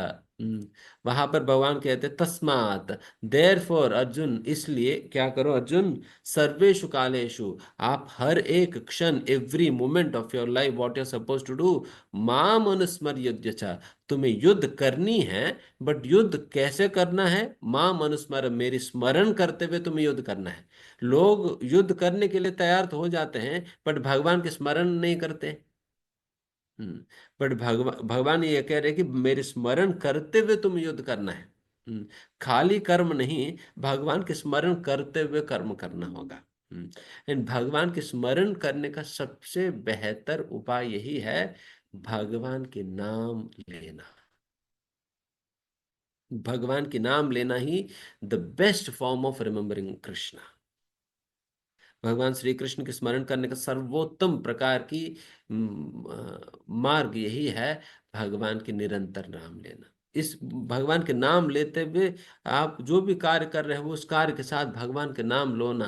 हम्म, जैसा कि आप कहीं गाड़ी, कार ड्राइव करते हुए आप कहीं जा रहे हैं।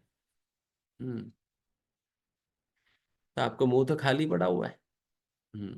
स्टीयरिंग तो हाथ चला रही है, मुंह तो खाली है। तो मुंह से तो भगवान का नाम लो। हम्म, हरे कृष्णा कृष्णा कृष्णा हरे हरे, हरे राम राम राम हरे हरे।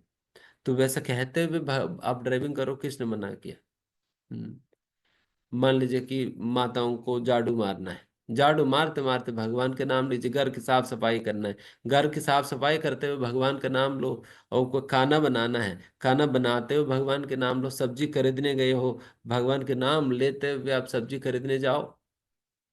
हम्म, इस प्रकार से at every moment of our life one has to find ways and means to remember Krishna. Bathroom में है, भगवान के नाम लो। हम्म, सही में। बाकी अन्य विधि जो है आप बाथरूम में नहीं कर सकते, पूजा पाठ जो है बाथरूम में नहीं कर सकते।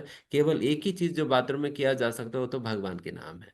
उल्टा तो कहा जाता है नहाते वक्त तो जरूर से भगवान के नाम जोर से लेनी चाहिए। हम्म। दो प्रकार के स्नान, एक स्नान का ही नाम है मंत्र स्नान होता है। मंत्र स्नान होता है। ये मंत्र स्नान क्या होता है कि जब नहाते वक्त जोर जोर से भगवान के नाम लेते हुए जब व्यक्ति नहाता है, देन उसको मंत्र स्नान कहा जाता है। एक तो पानी डालने पे, शरीर पे पानी डालने पर शरीर तो स्वच्छ हो ही रहा है, बट शरीर के भीतर जो गंदगी है उसको स्वच्छ कैसे किया जा सकता है? जब भगवान के नाम लेते हुए करेंगे, एक तो बाहरी शरीर का भी गंदगी साफ हो रहा है और अंतरंगिक गंदगी का भी साफ हो जाएगी अगर मंत्र स्नान करेंगे तो। इतना ही क्या करना है, मुंह से भगवान के नाम। लोग तो बॉलीवुड सॉन्ग गा गा कर गाते हैं। जो वैसा बाहर ने बाथरूम में चिल्लाते रहते बॉलीवुड सॉन्ग इधर उधर। हम्म एंड वैसे तो गधे की आवाज है बट फिर भी चिल्लाएंगे। हम्म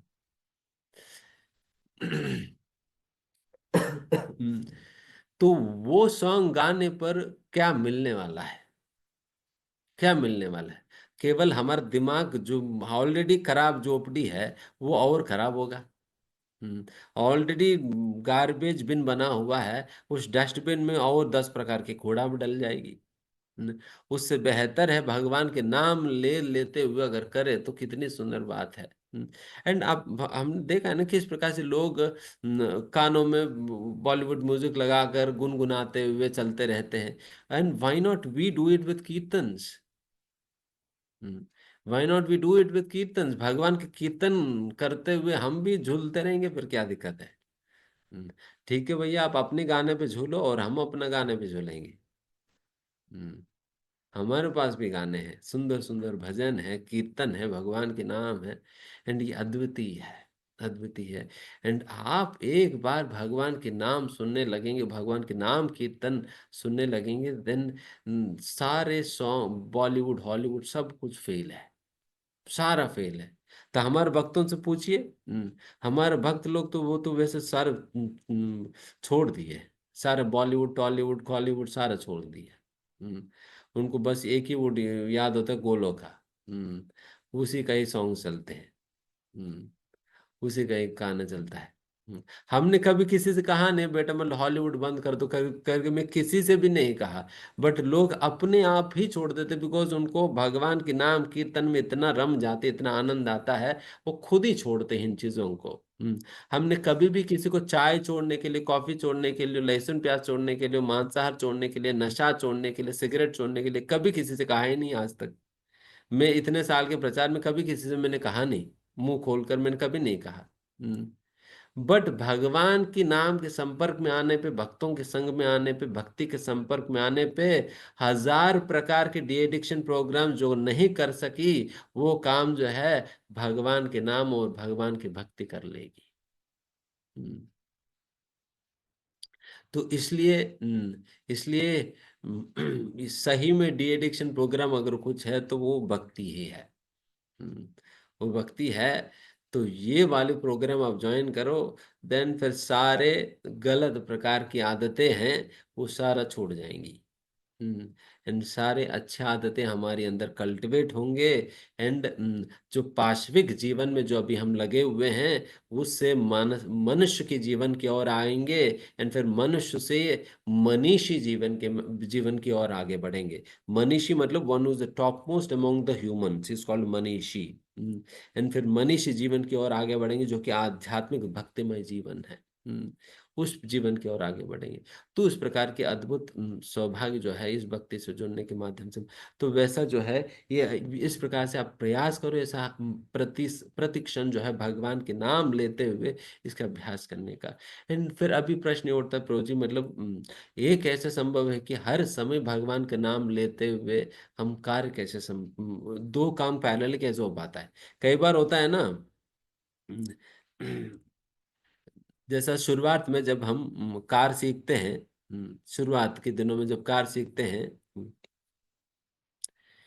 एक तरफ स्टीयरिंग संभालना होता है, दूसरी तरफ गियर भी देखना होता है, फिर पैर से जो है वो क्लच भी एंड फिर वो एक्सेलरेटर भी संभालना होता है, और फिर वो ब्रेक भी है।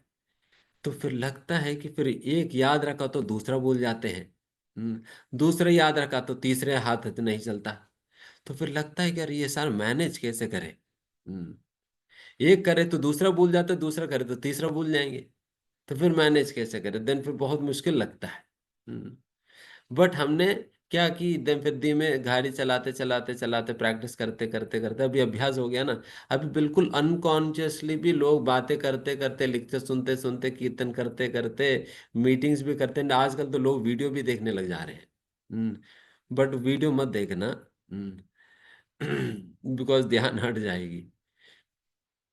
तो वैसा अभी इतना प्रैक्टिस हो गई और फिर लोग सब अनकॉन्शियसली भी चलाने लग जाते हैं, सबकॉन्शियसली वो सबकॉन्शियस माइंड के साथ चलाने लग जाते हैं। सो उतने एक्सपर्टीज हो गया। तो उसी प्रकार से ही हम अभ्यास करें भगवान के नाम लेने की, देन फिर उस प्रकार के अभ्यास करते करते हमें वो अभ्यास हो जाएगी हर समय भगवान के नाम लेने के लिए।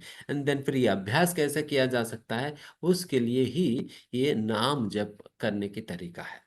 भगवान की हरि नाम जप करने का तरीका है, जिसके अंतर्गत बताया जाता है कि हरेक व्यक्ति को प्रतिदिन कम से कम 15 मिनट की समय उनको डिवोट करनी चाहिए भगवान के नाम एक्सक्लूसिवली बैठकर जाप करने के लिए। मंत्र, जिसको मंत्रा मेडिटेशन कहा जाता है, जिसको मंत्र जाप कहा जाता है। कम से कम 15 मिनट जो है डिवोट करनी चाहिए भगवान के नाम ले की जाप करने के लिए।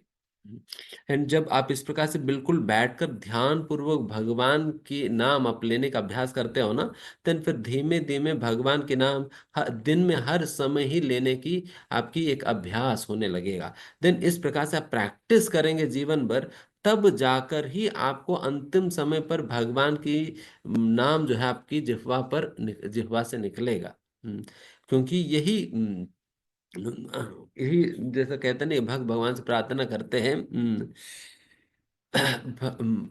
जब प्राण तन से निकले गोविंद नाम लेकर, तब प्राण तन से निकले। भगवान मैं आपसे यही प्रार्थना करता हूँ, ठीक है, जब भी प्राण मेरे शरीर से निकलता हो, उस समय कम से कम आपके नाम मेरे जिह्वा पर प्रकट होकर ही फिर आपकी मेरा प्राण जो है मेरे तन से निकलने दीजिए। कम से कम आपके नाम तो मेरे जिह्वा पर आए। तो ये कब आ पाएगी? देखिए, मतलब इतना दर्ददायक परिस्थिति में भगवान के नाम कैसे स्मरण हो पाएगा? जब हम प्रैक्टिस करेंगे, तो जीवन पर प्रैक्टिस करेंगे, तब जाकर ही उस समय भी हम याद रख पाएंगे। एंड उसके लिए हमें ये सारा चीजें हमें करना होगा। इसलिए मैं सभी से अनुरोध करता हूँ, हर कोई जो है प्रतिदिन अगर 15 मिनट की समय अगर आप लोग निकाल कर ये भगवान के नाम जप अगर करें ना, बहुत अद्वितीय अद्वितीय ट्रांसफॉर्मेशन आप अपना जीवन के अंतर्गत देख सकते हो। क्योंकि ये भगवान के नाम जप करना ये युग की धर्म है। हम्म, हर युग का अपना धर्म होता है। जैसे भगवान भागवतम भागवतम के अंतर्गत कहा जाता है, कृतीय अध्याय तो विष्णु त्रेतायाम यजुतो में कि द्वापर ये परिचर्याम करो तथरि कीर्तनात्। कृत युग में ध्यान करना और त्रेता युग में यज्ञ करना, द्वापर युग में विग्रह पूजा करना, ये धर्म था। उसी प्रकार से ही कलयुग के अंतर्गत धर्म है भगवान के नाम संकीर्तन करना। इसलिए कृतयुग में, सतयुग में सभी लोग जो है जंगल में जाकर तपस्या किया करते थे, हजारों हजारों साल तपस्या करते थे ना। एंड फिर त्रेता युग में यज्ञ किया करते थे। एंड द्वापर युग में मंदिरों का स्थापना करके, मंदिरों में या अपने घरों में भी विग्रहों का स्थापना करके सभी लोग जो है विग्रह पूजा में लगते थे। बट कलयुग में ये सारा चीजें कर पाना हमारे लिए असंभव है। ध्यान नहीं लगा पाएंगे, यज्ञ कर नहीं पाएंगे, और विग्रह पूजा भी हमसे नहीं हो पाएगी, बिकॉज इतना सारा नियम निष्ठा के साथ करना होते, इतने रूल्स एंड रेगुलेशंस होता है, इतना हम नहीं कर पाते हैं। इसलिए भगवान ने अत्यंत सरल विधि इस कलयुग के जीवों के लिए दिया है, जो कि केवल कल उतत हरि कीर्तन, केवल भगवान श्री हरि का कीर्तन करने मात्र से ही धर्म के आचरण इस युग के अंतर्गत संभव हो जाता है। इसलिए ये इस युग का धर्म है, कलयुग का धर्म है हरिनाम संकीर्तन। इसलिए आप पूजा कर पाए नहीं भी कर पाए अपने घर पे, बट जरूर से भगवान के नाम जाप करने के लिए आप जरूर समय निकालो। जरूर समय निकालो। इसलिए ही सारे धर्मों में भी ये नाम लेने का विधि आप प्रचलित रूप से आप देख सकते हैं। जैसा इस्लाम के अंतर्गत भी नमाज के दौरान भगवान का नाम ही तो वो लोग लेते हैं ना, नाम लेते हैं। जो आप क्रिश्चियंस के अंतर्गत भी देखिए, they also chant on rosary beads. And गुरुद्वारा में भी जाएंगे तो वहां पर भी भगवान के नाम जो जो से ली जाती है। एंड गुरु ग्रंथ साहिब के अंतर्गत देखा जाए, कितने सारे पैरों में भगवान के नाम की महिमा के विषय में कहा जाता है, कितना महिमान्वित है भगवान के नाम करके। उस प्रकार से भगवान के नाम लेने का ही विधि हर जगह ही बताई जा रहे हैं। क्योंकि इस युग का धर्म ही भगवान के नाम लेना है। एंड केवल वैसे तो इस्लाम के अंदर वो केवल 5 बार नमाज पढ़ें, बट सनातन धर्म के अंदर तो हमें ये कहा जा रहा है, तस्मात् सर्वेषु कालेषु 24/7 हमें अभ्यास करनी चाहिए भगवान के नाम लेने का। उसके लिए हमें कम से कम ये 15-20 मिनट डिवोट करके एक जगह पर बैठकर ध्यान पूर्वक भगवान के नाम लेने का अभ्यास करें। तो उसके अंतर्गत 108 बार ये हरे कृष्ण महामंत्र लेने पर एक माला होता है। उस प्रकार की 2 माला करने के लिए आपको 15 मिनट की समय लगेगा, या 20 मिनट के समय शुरुआत में लग सकता है। ये समय निकाल कर आप अपना उंगलियों पे गिन लीजिए, कुछ और दाने के साथ आप गिन लीजिएगा, फूलों के साथ गिन सकते, किसी भी किसी रूप में गिन लीजिए। नहीं तो मंदिर में आइए, फिर मंदिर में आप बीड्स खरीद लीजिए, एंड वो बीड्स पे आप गिन सकते हो। मालाएं होती है, जप मालाएं, वो माला आप खरीद कर माला पे आप कर सकते हो। तो उस प्रकार से, बट हर कोई किसी को जो है ये 2 माला निश्चित रूप से करनी चाहिए। हम्म तो उस प्रकार से करने पे देन फिर आप हर समय भगवान के स्मरण करते हुए आप कर पाएंगे। एंड ये तरीका है भगवान कोई भी कर्म करने के लिए, कोई भी कर्म करने के लिए ये तरीका है। एंड फिर दूसरा, देन फिर किस उद्देश्य के साथ कर्म करें, what should be the purpose. Generally हम अपने स्वार्थपूर्ण इच्छाओं को पूर्ति करने के लिए हम कर्म करते हैं, इसको काम्य कर्म कहा जाता है। इस प्रकार से अपनी काम वासनाओं को पूर्ति करने के लिए जब हम कर्म करते हैं, इसको काम्य कर्म कहा जाता है। बट भगवत गीता के अंतर्गत इसको खंडन किया जाता है, काम्य कर्म मत करो, काम्य कर्म करेंगे तो तुम्हारे ऊपर फिर कर्म फल चढ़ जाएगी। रादर हमें क्या करना है, we should perform activity for the what should be the purpose should be the pleasure of Krishna. भगवान श्री कृष्ण को प्रसन्न करने के लिए हमें कर्म करनी चाहिए। यस, मैं अभी खाना बनाने जा रहा हूँ, अगर खाना मैं ये चीजें बनाऊंगा तो मैं ये चीज अच्छा से बनाकर मैं भगवान को खिलाऊंगा, उनको प्रसन्न करूंगा। अगर इस उद्देश्य के साथ मैं खाना बनाऊं तो कितना सुंदर है। है ना। मैं अपना संतुष्ट के लिए नहीं बना रहा हूँ, मैं भगवान को संतुष्ट करने के लिए बना रहा हूँ। नहीं, भगवान के लिए मैं आज खीर बना कर खिलाऊंगा, अच्छा लगता है। बिल्कुल गाढ़ा वाला खीर बनाऊंगा। हम्म, तो वैसा सोच कर अगर बनाए भगवान को खिलाए, कितना अद्भुत अनुभूति होगा। ये भक्ति होता है। तो इसलिए कोई भी कर्म करने का प्रेरणा जो है भगवान को प्रसन्न करने से आना चाहिए। प्रसन्न करने से आना चाहिए। तो इस प्रकार से this should be the purpose of the activity. The how should we perform the activity, then उसके लिए मैंने पहले बताया कि इस प्रकार से हमें क्रेडिट भी नहीं लेनी चाहिए, फल भी नहीं लेनी चाहिए। एंड कर्म कर्म करने के दौरान क्या करनी चाहिए, मां मनुस्मृति दचा, हमेशा भगवान का नाम लेते हुए कर्म करनी चाहिए। उस प्रकार से कर्म करने का पूर्व हमारा उद्देश्य भगवान की प्रसन्नता होनी है। कर्म करने के दौरान भगवान का नाम लेते हुए कर्म करनी चाहिए। और कर्म करने के उपरांत क्रेडिट और रिजल्ट दोनों भगवान को समर्पित करनी चाहिए। तब जाकर ये भगवत गीता के अनुसार वो कर्म होगा। एंड इस प्रकार की कर्म करने के लिए भगवान कह रहे हैं। जो लोग कहते हैं कर्म करो, कर्म ही पूजा है, ये जब इस प्रकार से करेंगे तब जाकर वो कर्म पूजा सही में बनेगा। हम्म नहीं तो फिर किस बात की पूजा है? आपको क्या लगता है, सॉफ्टवेयर इंजीनियर में सॉफ्टवेयर कोडिंग करने पे भगवान प्रसन्न हो जाएंगे? हम्म तो इस प्रकार से कनेक्शन निकलेगा जब जो जो चीजें मैंने बताई उस प्रकार से कर रहे थे, है ना? मैंने क्या बता रहा हूँ, भगवान ने बताई। तो उस प्रकार से कर्म करना होगा, then this is the means. And lastly हम बस ये कॉन्सेप्ट संक्षिप्त में बताकर समाप्त कर देंगे कि why do bad things happen with good people, और अच्छे लोगों के साथ बुरा क्यों होता है, बुरे लोगों के साथ अच्छा क्यों होता है, क्या है करके, इसकी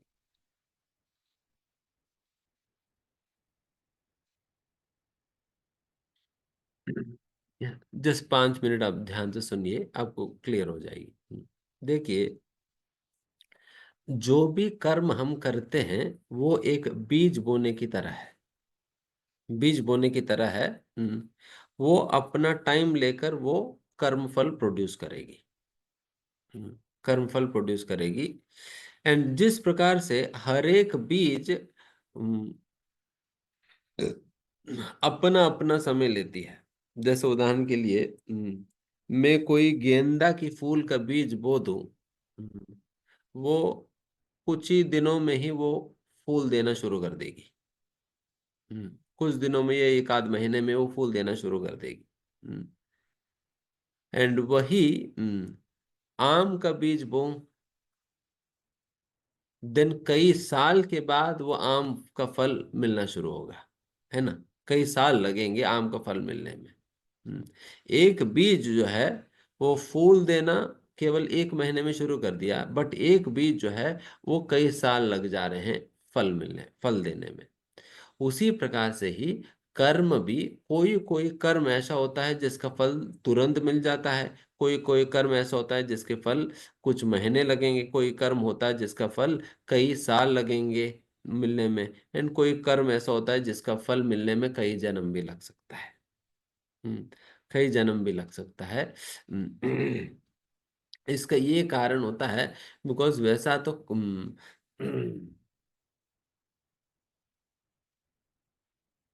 ये कर्म सिद्धांत जो है बहुत ही कॉम्प्लिकेटेड एंड जटिल सिद्धांत है। बिकॉज कई सारे फैक्टर्स जो है जुड़े हुए रहते हैं इसके साथ। तो इसलिए आप बिल्कुल ही जीरो इन नहीं कर सकते हो कि मेरे साथ अगर इस प्रकार से ये हुआ है तो इसका मतलब मैंने ऐसा किया। आप एग्जैक्टली ऐसा बोल नहीं सकते हैं, बिकॉज कई सारे फैक्टर जुड़े हुए हैं। जैसे जैसे उदाहरण के लिए मैं बता देता हूँ। जैसा उदाहरण के लिए, धृतराष्ट्र जो है, धृतराष्ट्र कई जन्मों पहले, कई जन्मों पहले उन्होंने उनसे एक गलत काम ऐसा हुआ था कि वो राजा थे। एंड राजा थे and फिर उन्होंने एक बार एक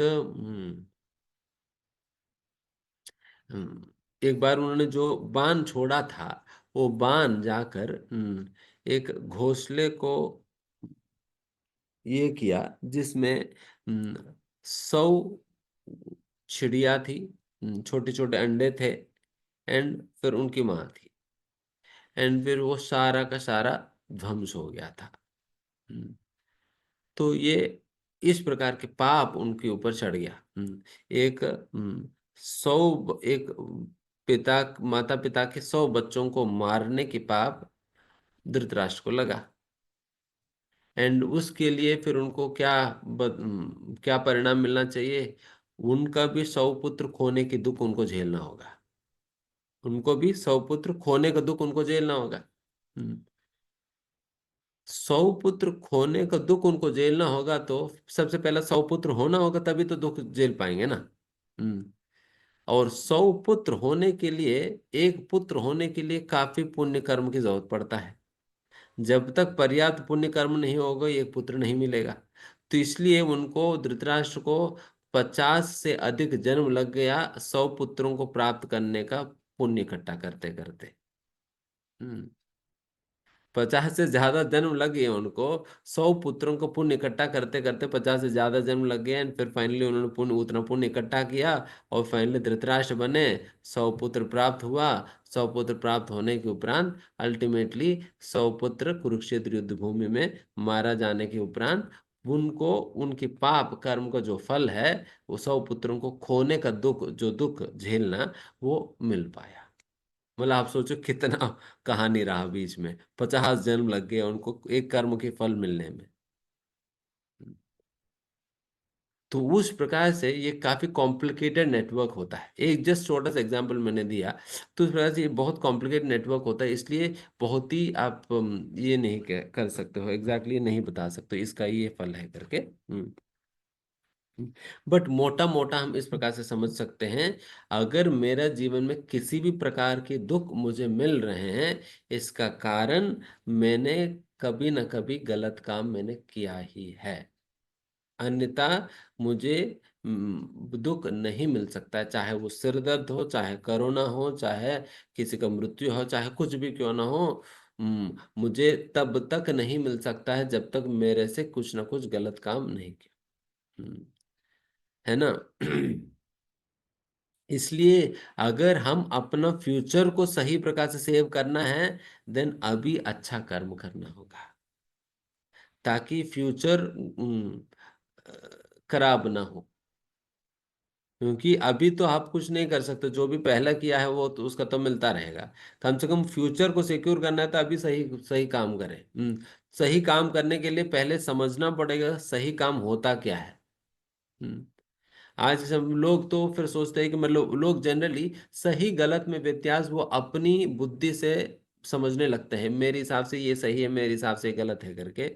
बट हम अपनी बुद्धि से समझना नहीं चाहिए कि ये सही है गलत है। क्योंकि जिस प्रकार से गवर्नमेंट जो है सही गलत में व्यत्यास कैसे करेगी, एक गवर्नमेंट लॉ बुक के अनुसार करेगी ना। उसी प्रकार से ही यूनिवर्सल गवर्नमेंट को भी चलाने के लिए लॉ बुक होता है, उस लॉ बुक के अनुसार ही हमें समझना होता है कि ये क्या सही है क्या गलत है।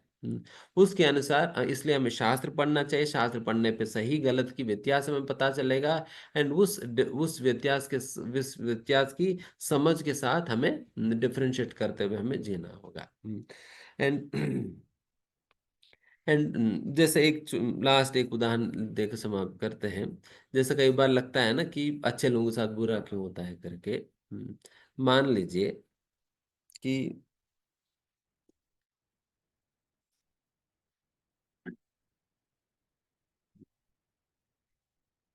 एक व्यक्ति ने हम्म, एक मर्डर किया। एक व्यक्ति ने मर्डर कर दिया। मर्डर करने के उपरांत जो है, वो कैसे न तैसे पुलिस से एस्केप करके भाग भाग के भाग भाग कर वो हरिद्वार पहुंच गया। हरिद्वार पहुंच के वहां पर एक मठ में घुस गया। हम्म, मठ में घुस गया।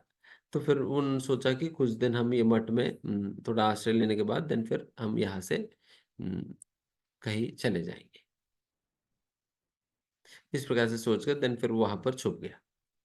देन फिर ये पुलिस को खोजने के बाद उनको मिला नहीं। देन फिर वो पुलिस चले गए।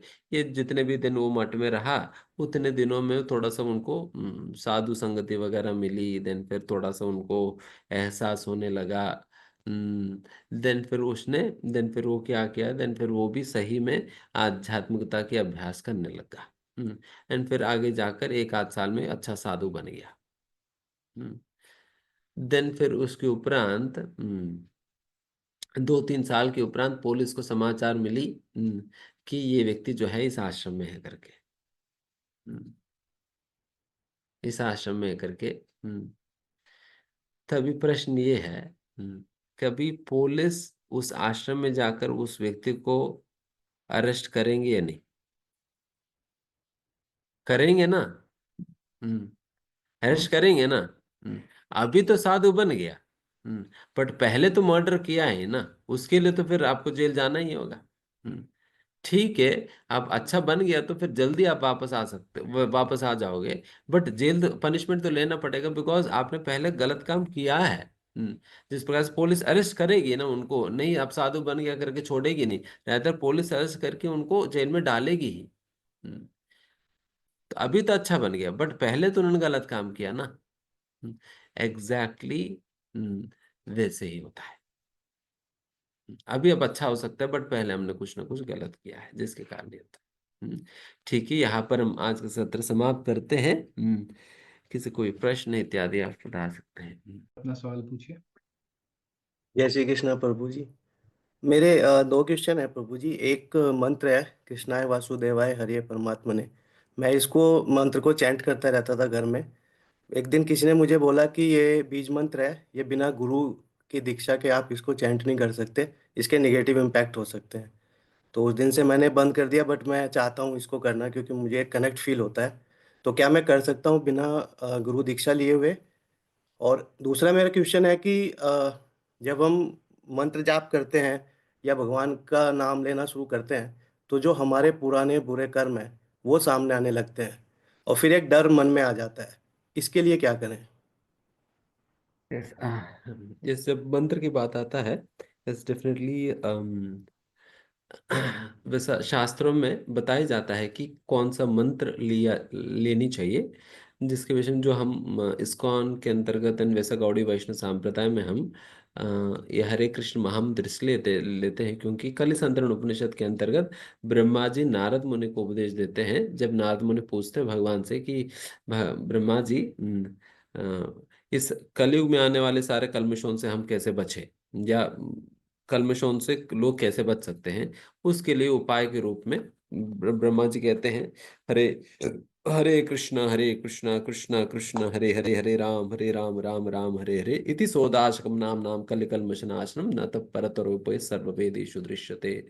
ये जो 16 अक्षर के जो महामंत्र है, इसको ये महामंत्र जो है ये कलयुग के लिए स्पेसिफिकली रिकमेंड किया जा रहे हैं, क्योंकि ये कली की कल्मशों को नाश करने वाली है।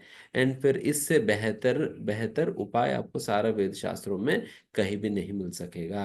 इसलिए आप ये मंत्र लो करके देन फिर वहां पर सूचित, इसलिए हम हरे कृष्ण महामंत्र लेते हैं। हरे कृष्ण महामंत्र लेने के लिए किसी भी प्रकार की शुरुआत में कोई दीक्षा की जरूरत नहीं है।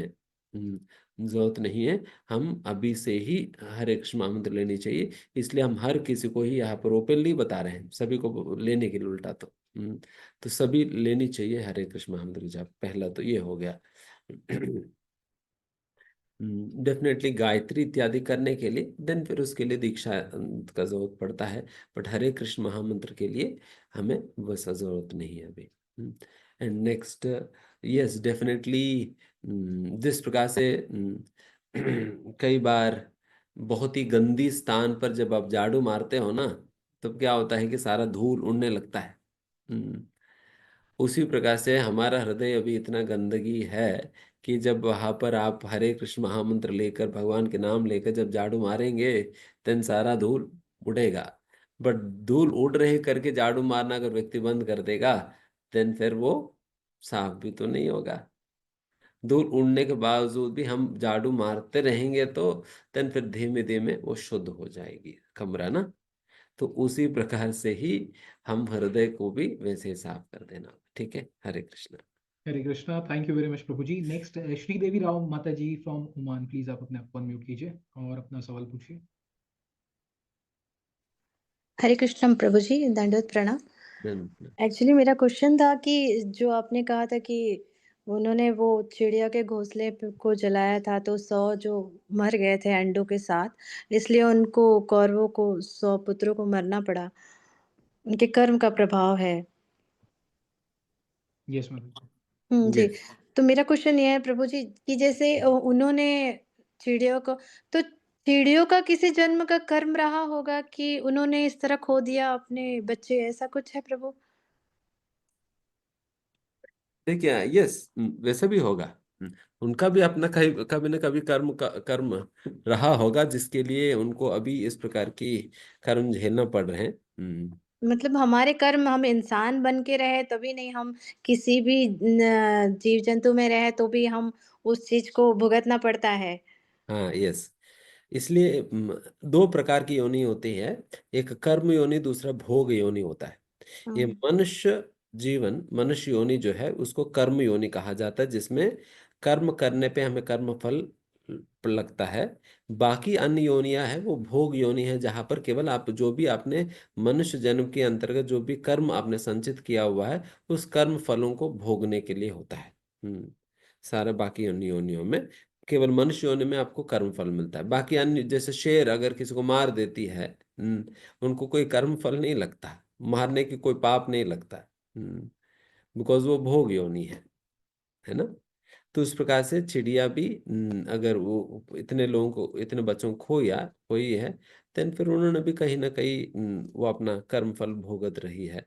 बट कभी ये नहीं सोचना है कि प्रभु जी ये तो उनका कर्म है तो मैंने क्या किया। हम्म, मैंने क्या किया, आपको किसने माध्यम बनने के लिए कहा। हम्म, अगर किसी को थप्पड़ मारने के बाद अगर कोई कह दे प्रभु जी इनका कर्म बना है इसलिए मैंने मार दी, अच्छा तुम्हारा कर्म भी मुझे पता है ना, मैं भी मारता हूँ। ओके। प्रभु, एक और क्वेश्चन था। एक्चुअली हमारी बिल्डिंग में बहुत छोटे-छोटे बिल्ली के बच्चे थे, तो बड़ी गाड़ियों के दौरान वो दिख नहीं रहे थे। जब वो चलने लगे तो 2-3 बिल्लियाँ ऐसे गाड़ियों के नीचे आ गई, बहुत बुरा लगा।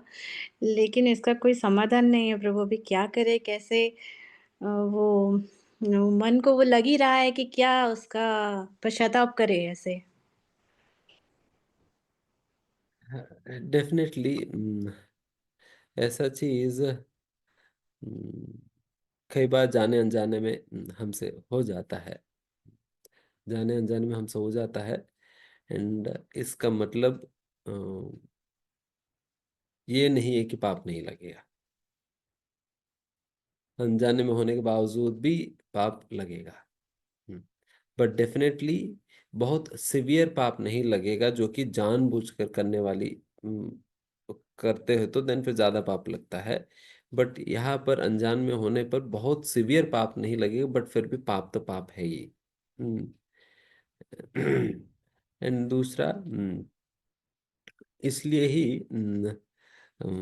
वैसा वैष्णवों को सिखाए जाते हैं सदाचार के अंतर्गत, वो जब चलते भी है वो अपना सिर नीचे झुकाकर चलना चाहिए, सिर नीचे झुकाकर चलना चाहिए। क्यों? ताकि वो व्यक्ति देखकर चले कि वो पैर कहीं इधर उधर ना रखे, जिसकी वजह से कोई जीवों की हत्या हो। उतना केयरफुली एक वैष्णव को चलने के लिए कहा जाता है। ऐसा नहीं कि ठीक है मैं अभी वैष्णव बन गया, मैं तो भगवान के भक्त बन गया, मैं जैसा मर्जी में कर सकता हूँ, वो भी भगवान नहीं स्वीकार करते हैं। हम्म, है ना। तो इसलिए हमें केयरफुली चलना होगा, एंड फिर जो भी इस प्रकार से होता है उसका पाप लगेगा ही। एंड डेफिनेटली उसके लिए हमें पश्चाताप करनी चाहिए।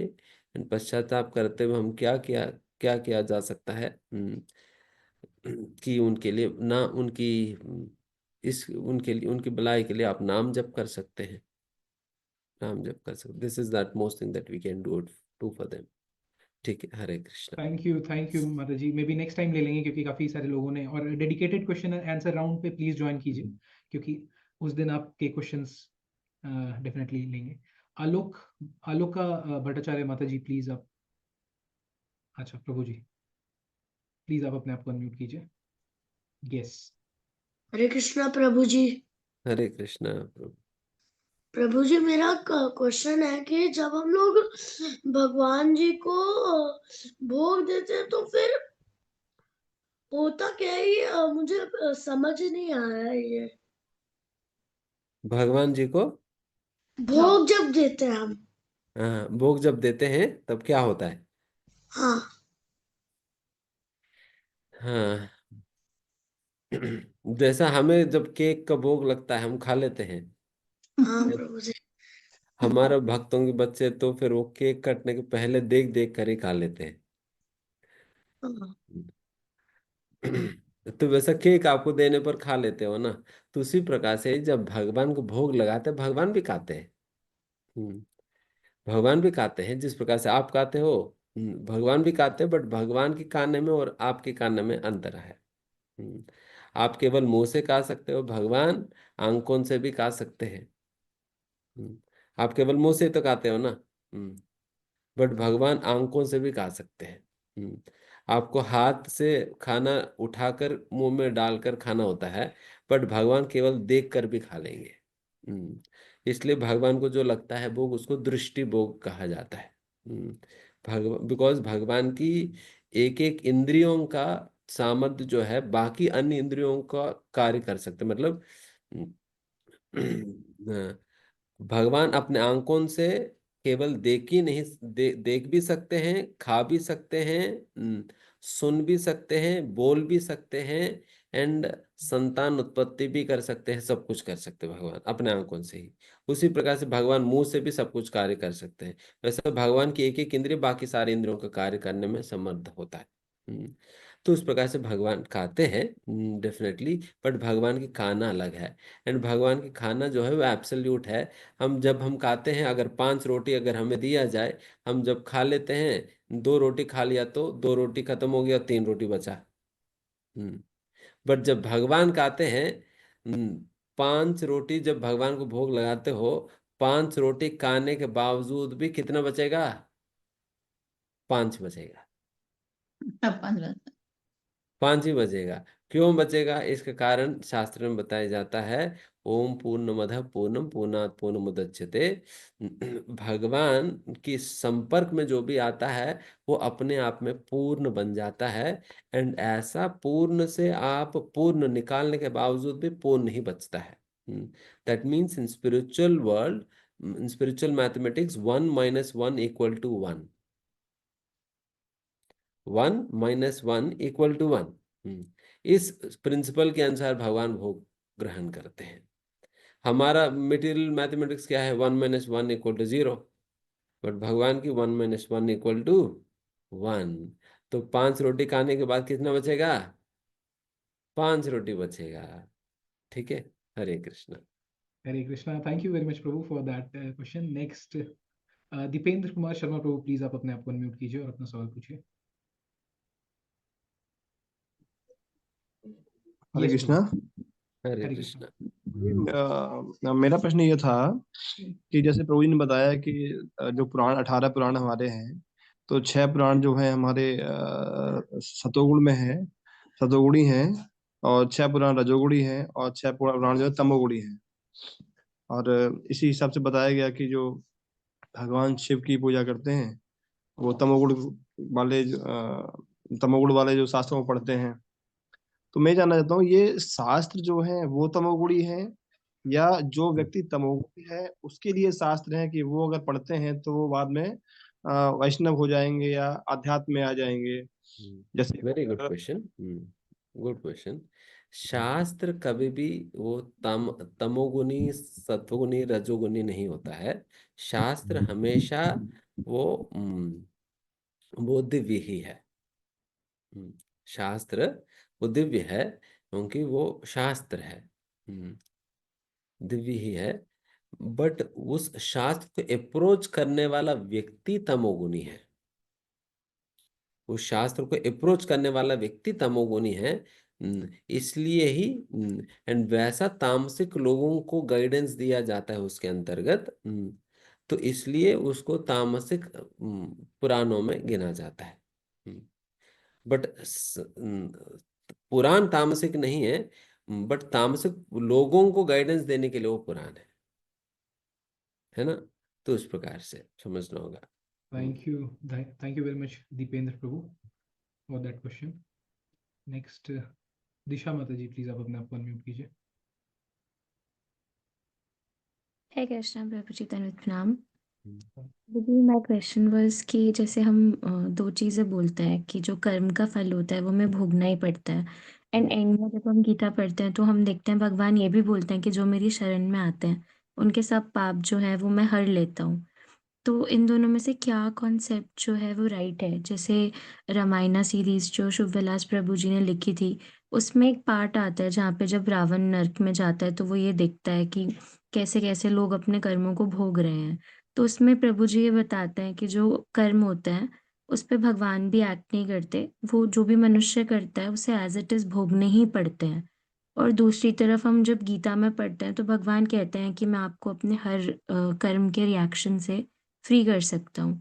तो दोनों में से क्या चीज़ हमें कंसिडर करनी चाहिए? दोनों ही सही है।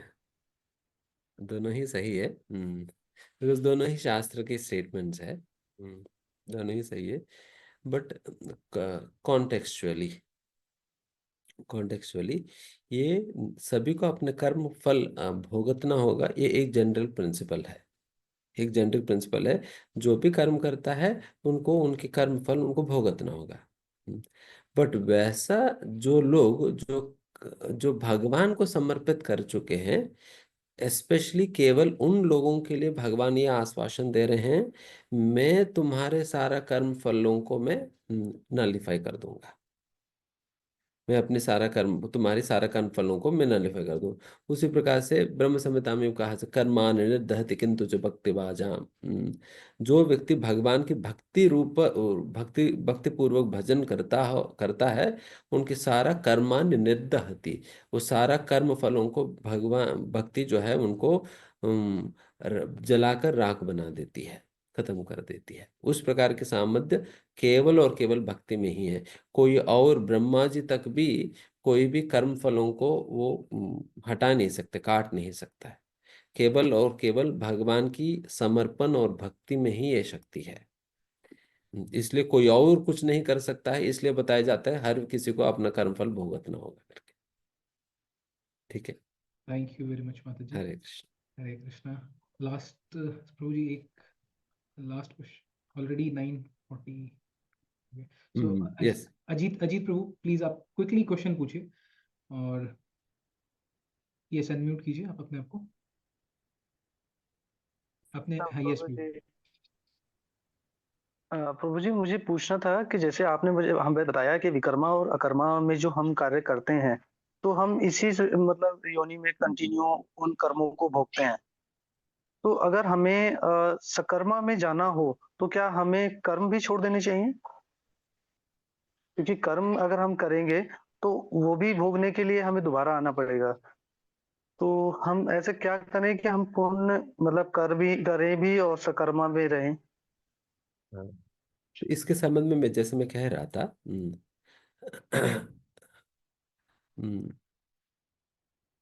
गीता इज नॉट आस्क, मतलब भगवत गीता हमें कर्म छोड़ने के लिए नहीं कह रहे हैं, रादर हम हर एक कार्य को आध्यात्मिक बनाने के लिए कहा जा रहे हैं। आध्यात्मिक बनाने के लिए कहा जा रहे हैं। तो आप जो कर्म कर रहे हैं उसको आध्यात्मिक कैसे बना सकते हैं, इसकी कला सीखना होगा। उस कला के अनुसार वो कार्य करनी चाहिए। जैसे पढ़ाई कर रहे हैं, पढ़ाई नहीं छोड़ना, पढ़ाई करेंगे, बट पढ़ाई कैसे करेंगे और किस उद्देश्य के साथ करेंगे, पढ़ाई करने के बाद जो फल के साथ क्या करेंगे, वो गीता बता रही है ऐसा क्या करो करके, है ना।